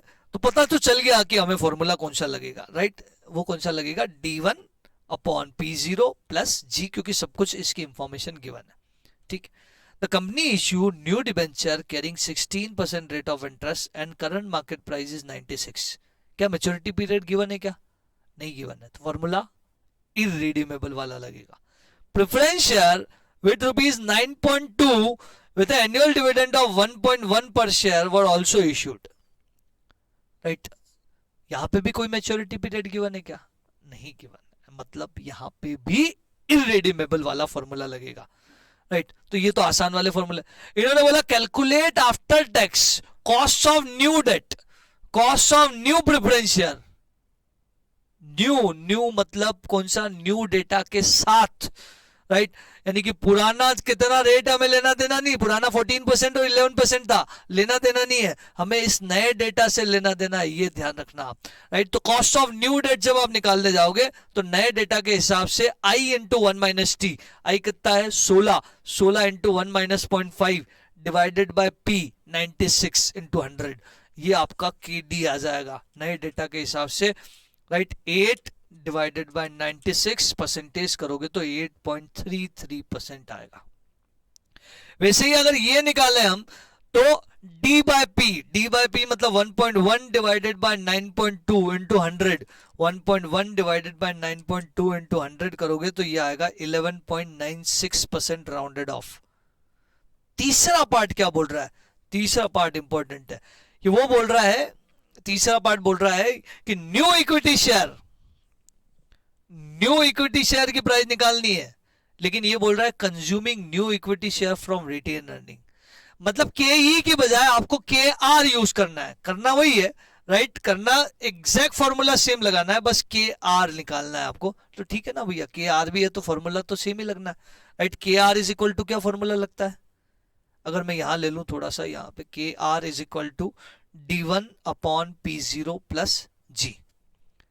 D1 कितना है, तो D1 नेक्स्ट ईयर डिविडेंड इन्होंने बोला है कि 2010 के ईपीएस का 50% 1.18 डिवाइडेड बाय P0 कितना है, P0 है 23.6, P0 23.6 प्लस जी कितना है, अब जी ऑब्जर्वेशन से निकालो या आप प्रेजेंट वैल्यू फ्यूचर वैल्यू से निकालो, सब देख चुके हैं हम, जी है 0.10, राइट। तो बताओ फाइनल आंसर कितना, 1.18 डिवाइडेड बाय 23.6 प्लस 0.10, तो ये आ रहा है 15%, राइट। के ई आपका हो जाएगा 15%, ये वाला हिस्सा हमने इधर प्रेजेंट कर दिया, श्योर। तो ये के ई के आर दोनों सेम ही चीज है यहाँ पे, राइट। के पी के डी ये सब आ गया। अगले में पूछा है इन्होंने, calculate marginal cost of capital when no new share are issued, new share issue नहीं किया हमने, रिटेन अर्निंग से उठा लिया, बात तो वही है, इक्विटी का प्रेजेंटेशन तो आ ही गया। अब मार्जिनल कॉस्ट ऑफ कैपिटल के लिए कॉस्ट ऑफ एडिशनल फंड चाहिए, और कॉस्ट ऑफ एडिशनल हम लाए क्या, ये तो हमें पता ही नहीं है, कॉस्ट ऑफ न्यू फंड चाहिए। अब न्यू फंड क्वेश्चन दिया ही नहीं कितना लाए, कोई इंफॉर्मेशन नहीं है, लेकिन एक चीज तो हमें पता है ना कि न्यू फंड जो भी आएगा वो आएगा इसी प्रोपोर्शन में, क्योंकि इस प्रोपोर्शन के अलावा कोई प्रोपोर्शन हुआ तो रेशियो बिगड़ जाएगा, तो आएगा तो यही है, ये श्योर है। तो हम बजाय कि इस परसेंटेज को अमाउंट से मल्टीप्लाई करें, क्या हम प्रोपोर्शन से भी मल्टीप्लाई कर सकते हैं, बात तो एक ही, आंसर तो सेम ही आता है, आंसर तो अमाउंट से करो कि प्रोपोर्शन से करो, it is one of the same thing. यानी कि यहां पे क्वेश्चन नंबर 19 के सेकेंड पार्ट में हम जा रहे हैं, 19 के सेकेंड पार्ट में, उस सेकेंड पार्ट में आपसे पूछा है मार्जिनल कॉस्ट ऑफ कैपिटल, और marginal cost of capital total 3 capital हम एडिशनल में ला रहे हैं, और हमेशा 3 ही लाएंगे, क्योंकि चाहे कितने भी रुपए लाने हो, लाना तो उसी प्रोपोर्शन में पड़ेगा, और प्रोपोर्शन में एक कैपिटल नहीं ला सकते, क्योंकि एक कैपिटल ले आए तो प्रोपोर्शन बिगड़ जाएगा, दैट्स व्हाई हमें सारी कैपिटल लानी है। तो डेट, प्रेफरेंस और इक्विटी, तो इनका प्रोपोर्शन जो है वो कितना है, तो इनका प्रोपोर्शन है 0.15, 0.05 और 0.80। इनकी कॉस्ट कितनी है ये हम अभी निकाल के आ चुके हैं, तो डेट की कॉस्ट जो है वो है 8.33, ठीक है। इक्विटी की कॉस्ट जो है वो कितनी है, इक्विटी की नहीं, प्रेफरेंस की कॉस्ट पहले 11.96 और इक्विटी की कॉस्ट 15%, श्योर। तो जब इनको मल्टीप्लाई करोगे आप, ये आपका वेट हो गया, ये आपकी कॉस्ट हो गई, W इंटू सी करोगे, W इंटू सी के बाद ये जो टोटल आएगा ये फाइनल आंसर होगा, क्योंकि डिवाइड बाय 1 करने का तो कोई सेंस ही नहीं है, इसका टोटल तो 1 ही होगा। तो करो 0.15 into 8.33 memory plus, 0.15 into 8.33 memory plus, 0.05 into 11.96 memory plus, 0.8 into 15 memory plus, memory recall जब करोगे तो इट्स कमिंग 13.847 आ रहा है, तो 13.85% कर देंगे सीधा। हमने अगर ये परसेंटेज वर्ड यूज किया तो ये पॉइंट में आएगा 0.1385, अगर आपने 8.33 को 8.33 रखा, परसेंटेज नहीं किया, तो आपका सीधा ही आंसर आएगा। चॉइस इज योर्स, एग्जाम में आप कुछ भी कर सकते हो। मैंने जो बोला वापस रिपीट कर देता हूँ, हो सकता है ना समझ आया हो। 0.15 दो तरीके हैं, 0.15 इंटू 8.33, बस इतना ही करूँ मैं। मेमोरी प्लस 0.05 इंटू 11.96, बस इतना ही करूँ, मेमोरी प्लस, ऐसे ही करता जाऊँ तो ये आंसर आएगा। लेकिन किसी के माइंड में ये भी आ सकता है 0.15 इंटू 8.33%, 0.05 इंटू 11.96%, ऐसा करोगे तो आपका आंसर आएगा 0.1385। कोई दिक्कत नहीं, 0.1385 को मल्टीप्लाई 100 करोगे तो भी आपका आंसर अल्टीमेट वही आएगा। तो एक बार क्रॉस चेक कर लो बस कि मैंने जो लिखा है वो सही है या नहीं।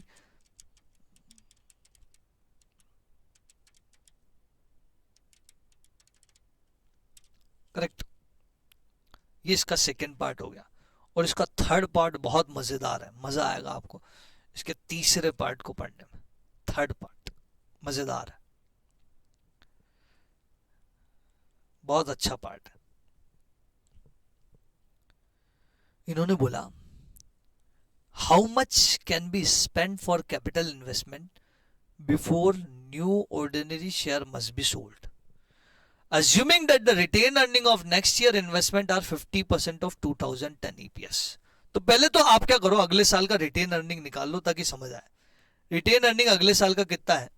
50% ऑफ 2010 EPS, यानी कि 50% ऑफ 2.36, राइट। लेकिन ये तो पर शेयर आएगा, ये तो एक शेयर का रिटेन अर्निंग है। अगर इसको मल्टीप्लाई नंबर ऑफ शेयर्स कर दें, जो कि आपको यहां पे अवेलेबल है, नंबर ऑफ शेयर्स 10,000, 10,000 से जब आप मल्टीप्लाई कर दोगे तो आ जाएगा आपका टोटल रिटेन अर्निंग। यस या नो?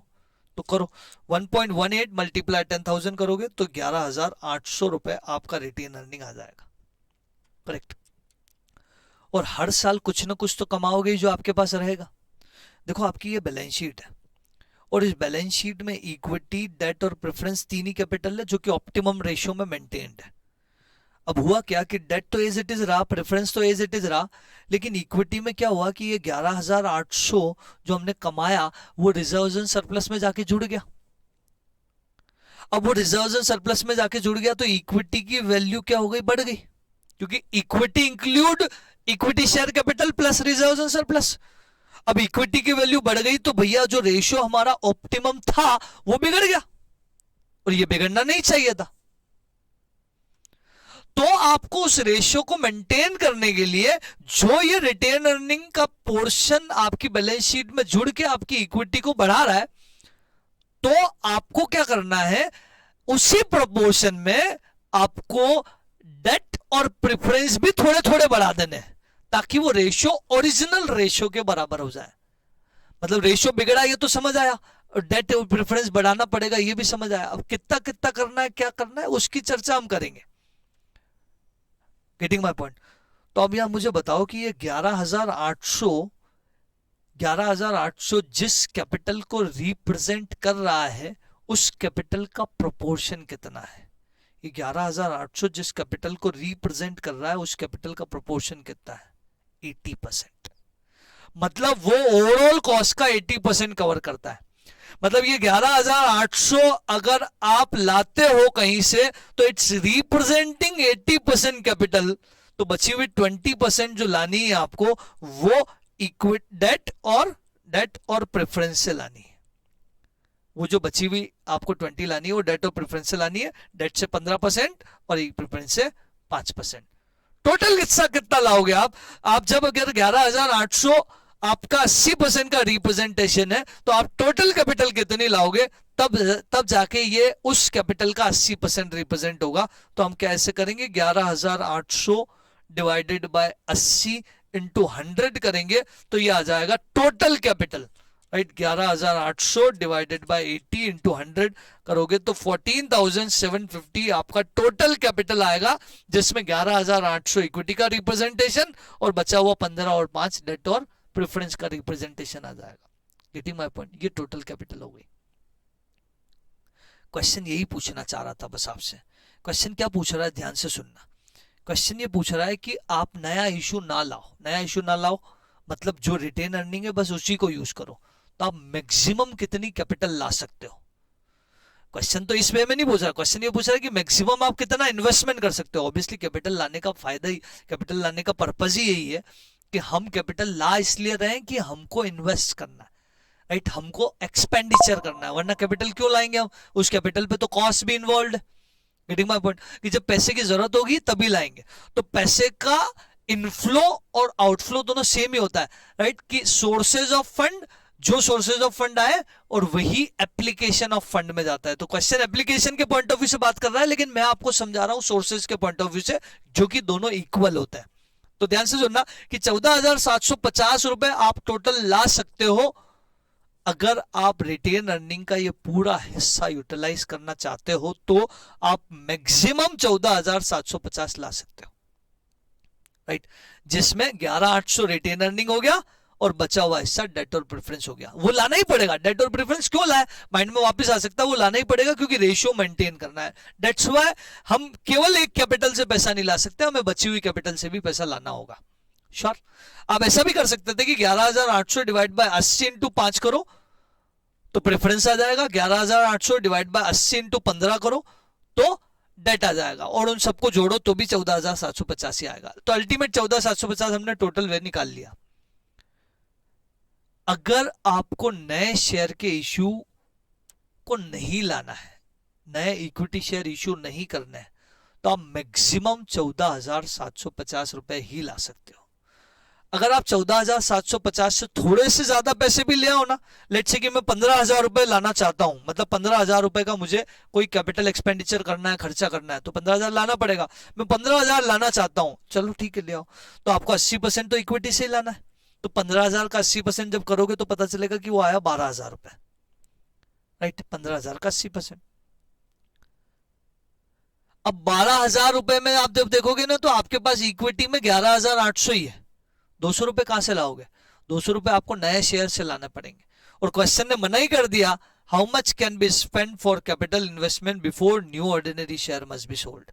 नए शेयर इश्यू नहीं करने हैं, मतलब केवल रिटेन अर्निंग को यूज करना है, तो आप मैक्सिमम 14,750 ही ला सकते हो, उससे ऊपर 1 रुपया नहीं ला सकते। समझ आई बात? श्योर, दैट्स व्हाई हमने ये निकाल लिया। Getting my point? इससे 1 रुपया भी ज्यादा नहीं।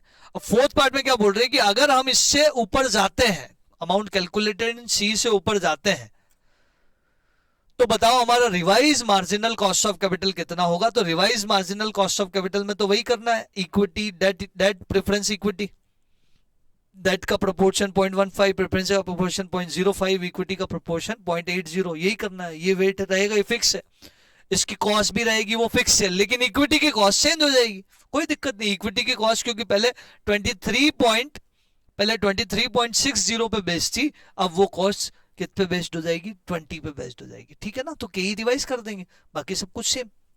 तो डेट वही रहेगा, डेट 8.33 11.96, प्रेफरेंस भी वही रहेगा 8.33 11.96, और इक्विटी जो है वो रिवाइज हो जाएगा। समझ आई क्या बात? रिवाइज के केस में फॉर्मूला जो है वो तो सेम ही लगेगा कि D1 upon P0 plus G, D1 है 1.18, P1 जो है अब 20 हो गया, प्लस जी 0.10, तो 1.18 डिवाइडेड बाय 20 प्लस 0.10, तो इट्स कमिंग 15.9%, 15.9%। तो यहाँ पे 15.9 आ जाएगा।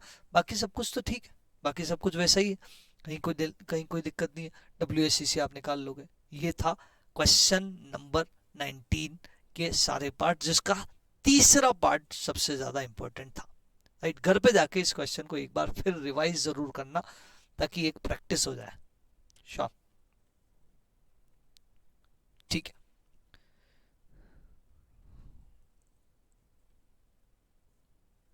चलो एक क्वेश्चन और करते हैं मार्जिन, ये कुछ शेड्यूल का, और उसके बाद हम ये लेक्चर, हमारा कॉस्ट ऑफ कैपिटल ही खत्म हो गया, राइट।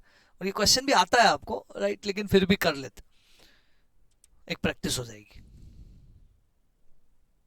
इसमें एक चीज है एक्स्ट्रा जो समझने लायक है, और cost of capital is promised in the beginning कि हम कोशिश करेंगे कि एक लेक्चर में कॉस्ट ऑफ कैपिटल हम पूरा कवर कर पाए। कैपिटल स्ट्रक्चर और कैपिटल स्ट्रक्चर थ्योरीज का अलग अलग एक लेक्चर हम और रिकॉर्ड करेंगे, राइट। लेकिन ये हम एट अ टाइम एक ही जगह सारे कंसेप्ट और वो सारे क्वेश्चंस हम कर रहे हैं, ठीक। क्वेश्चन नंबर 21, 21 को एक बार पढ़ते हैं. Moscow limited wishes to issue या wishes to raise additional finance of 10 lakh for meeting is investment plan. 10 lakh रुपए उनको नए इन्वेस्टमेंट प्लान के लिए चाहिए, राइट. और 2,10,000 रुपए उनके पास रिटेन अर्निंग में अवेलेबल है. 2,10,000 ऑलरेडी है. 10,000 का बजट, ऐसा जरूरी नहीं कि 10,000 आउटसाइड से लाना है, बस ये बोल रहे 10,000 का एक प्लान आ रहा है. अब आपके पास इंटरनल कितना है, एक्सटर्नल कितना है, उसकी चर्चा अब होगी, राइट.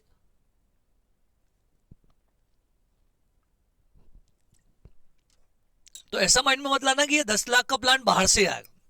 10 लाख का प्लान है, इन हाउस जितना पैसा है उतना इन हाउस से ले लेंगे, बचा वो बाहर से ले आएंगे. तो इन्होंने बोला डेट इक्विटी का मिक्स जो है ना वो 30 और 70% होगा.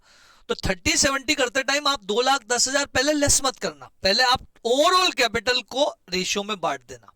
ओवरऑल कैपिटल को. क्वेश्चन नंबर 21, 10 लाख रुपए आपको चाहिए. इस 10 लाख को 2 हिस्सों में बांट दो.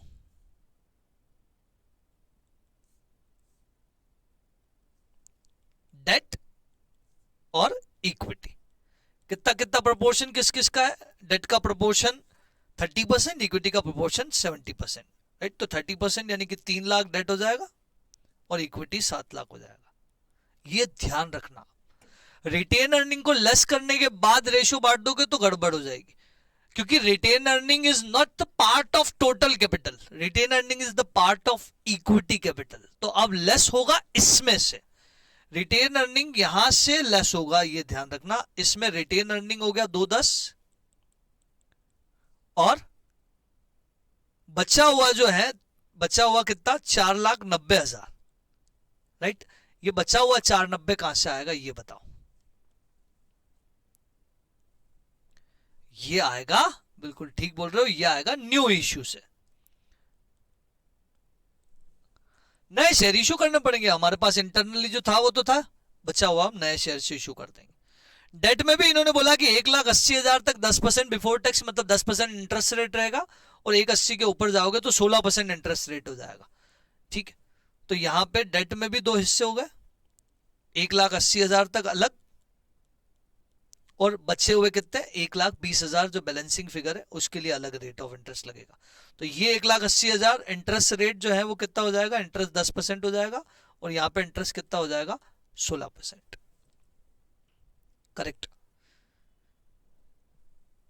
और आगे गए, इन्होंने बोला ईपीएस जो दिया है वो 4 है, डीपीएस जो है वो 50 है, एक्सपेक्टेड ग्रोथ रेट 10 है. तो पहले तो ये सोचना होगा कि ये जो डीपीएस 50% बोला, इस पे अप्लाई होकर 4 रुपए पे, यानी कि 2 रुपए हमारा डिविडेंड आएगा, वो डिविडेंड D1 है कि D0 है, ये इंपॉर्टेंट है.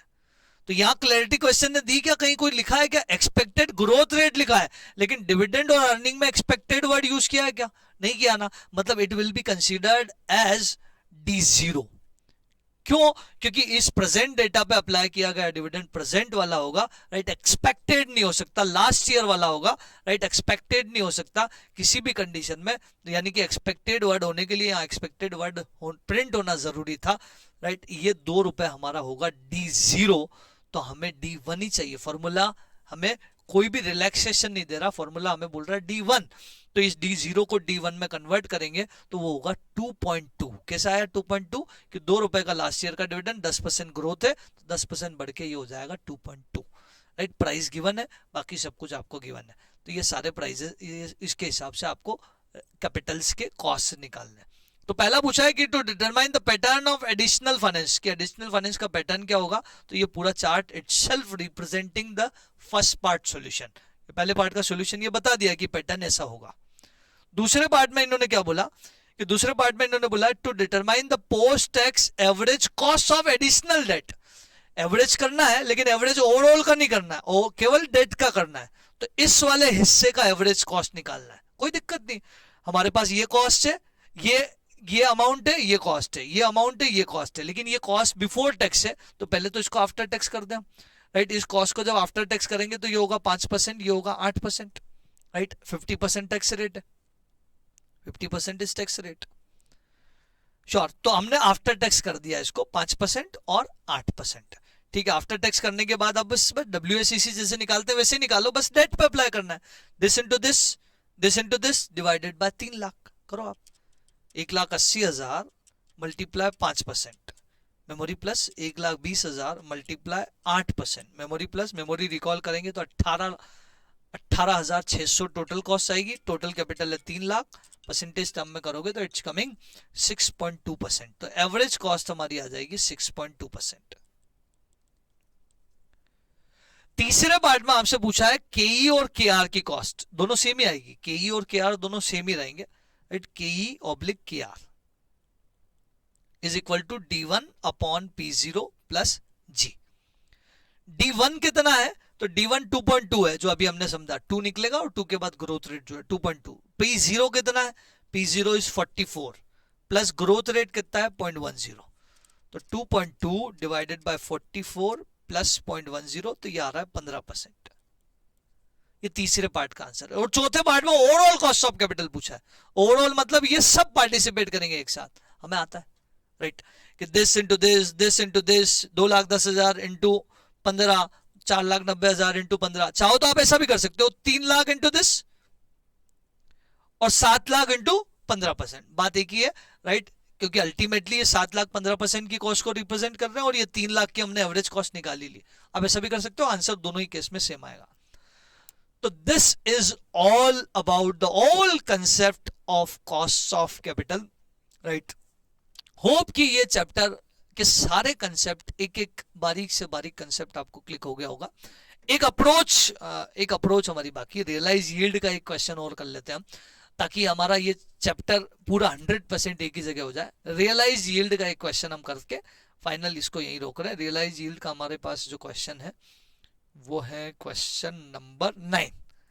इसको हम और कर देते तो पूरा 100% चैप्टर के सारे कंसेप्ट यहीं क्लियर हो जाएंगे। इसके बाद भी अगर कोई डाउट बच गया हो तो नंबर मेरा है ही आपके पास, राइट, आप व्हाट्सएप, टेलीग्राम, फोन कुछ भी करके पूछ सकते हैं।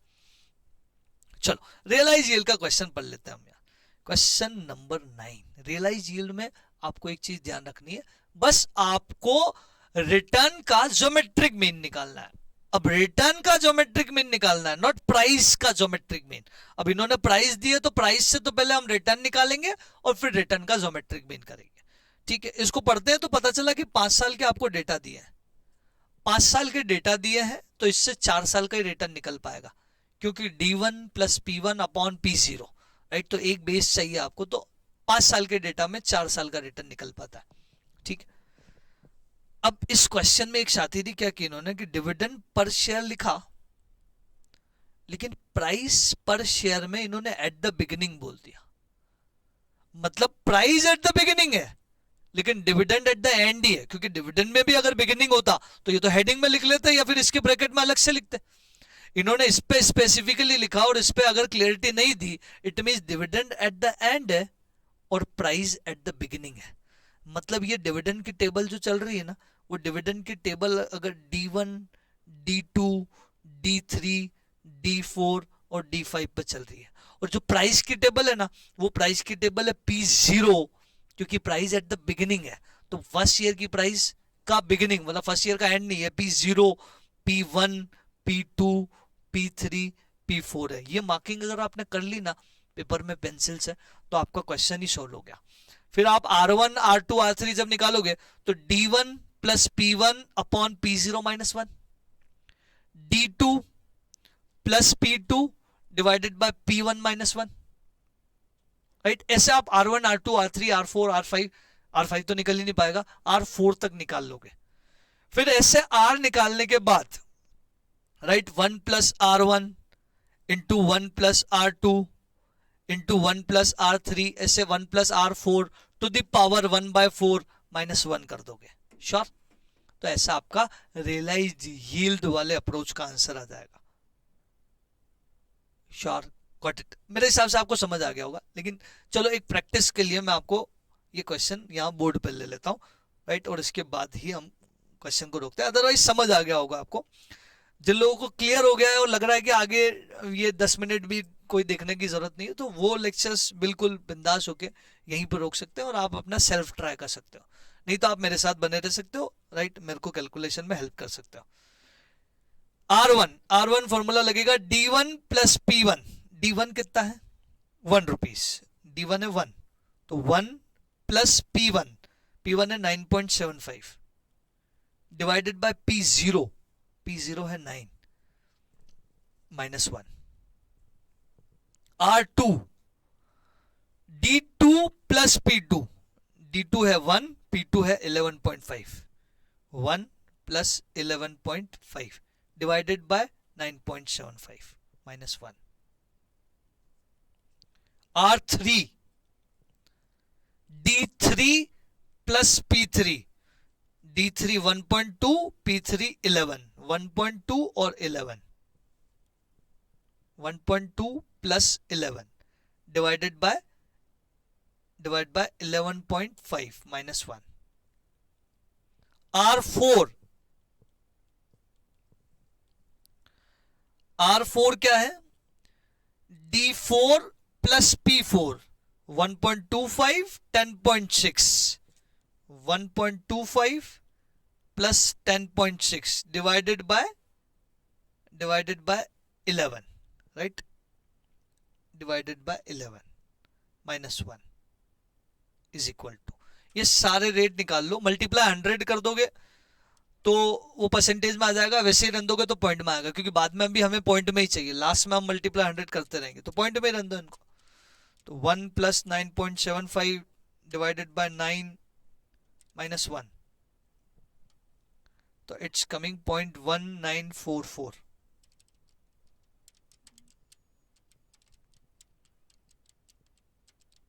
वापिस चेक कर लेता हूँ, 1 plus 9.75 divide by 9, right, 19.44, 1 plus 11.5 divide by 9.75 -1, तो it's coming 0.2821, 1.2 plus 11 divided by 11.5 -1, तो it's coming 0.0609, 1.25 plus 10.6 divided by 11 minus 1, तो it's coming 0.0773।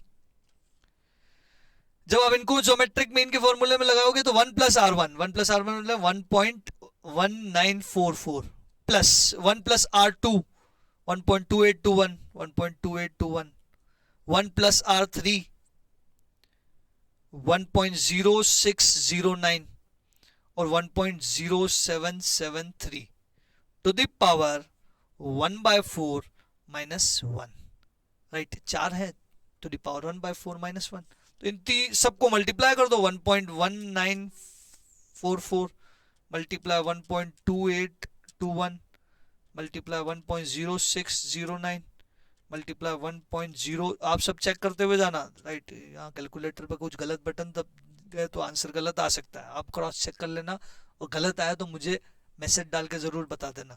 क्लास में तो क्या सहूलियत होती है मुझे कि आगे की फ्रंट लो वाली लाइन से आवाज़ आ जाती है कि सर ये आंसर गलत है, ये सही नहीं है, राइट। अब स्टूडियो में बैठ के ये क्रॉस थोड़ा सा मुश्किल होता है, ये क्रॉस चेक नहीं हो पाता, ठीक है। तो आप लोगों को डेली बेसिस पे मैं यहाँ स्टूडियो में बैठ के मिस कर रहा हूँ यार कि आंसर बता दो यार।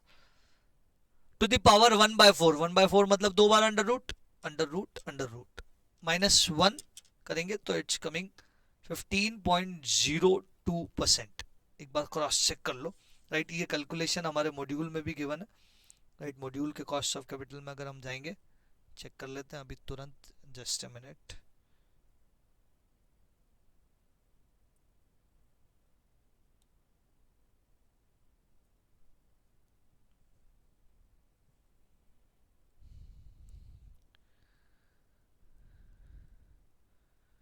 रियलाइज्ड यील्ड अप्रोच,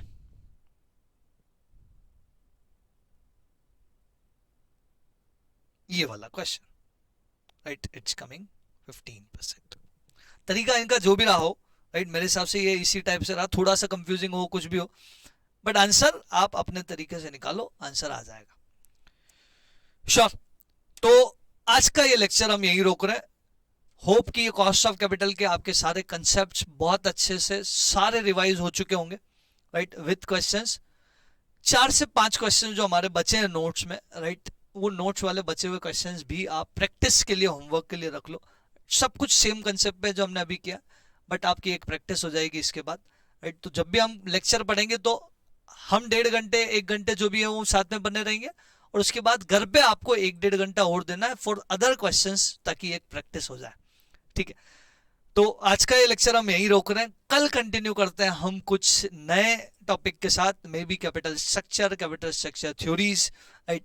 तो आई एम टारगेटिंग कि हमारा ये जो रिवीजन पूरा है ऑन डेली बेसिस, रिकॉल करवा रहा हूँ बस, कि 25 से 30 घंटे के अंदर प्रिसाइज हो जाए, जिसमें हमारे सारे 100% क्वेश्चंस विथ क्वेश्चंस कवर हो जाए, राइट। तो टिल दैट, तब तक के लिए बाय बाय।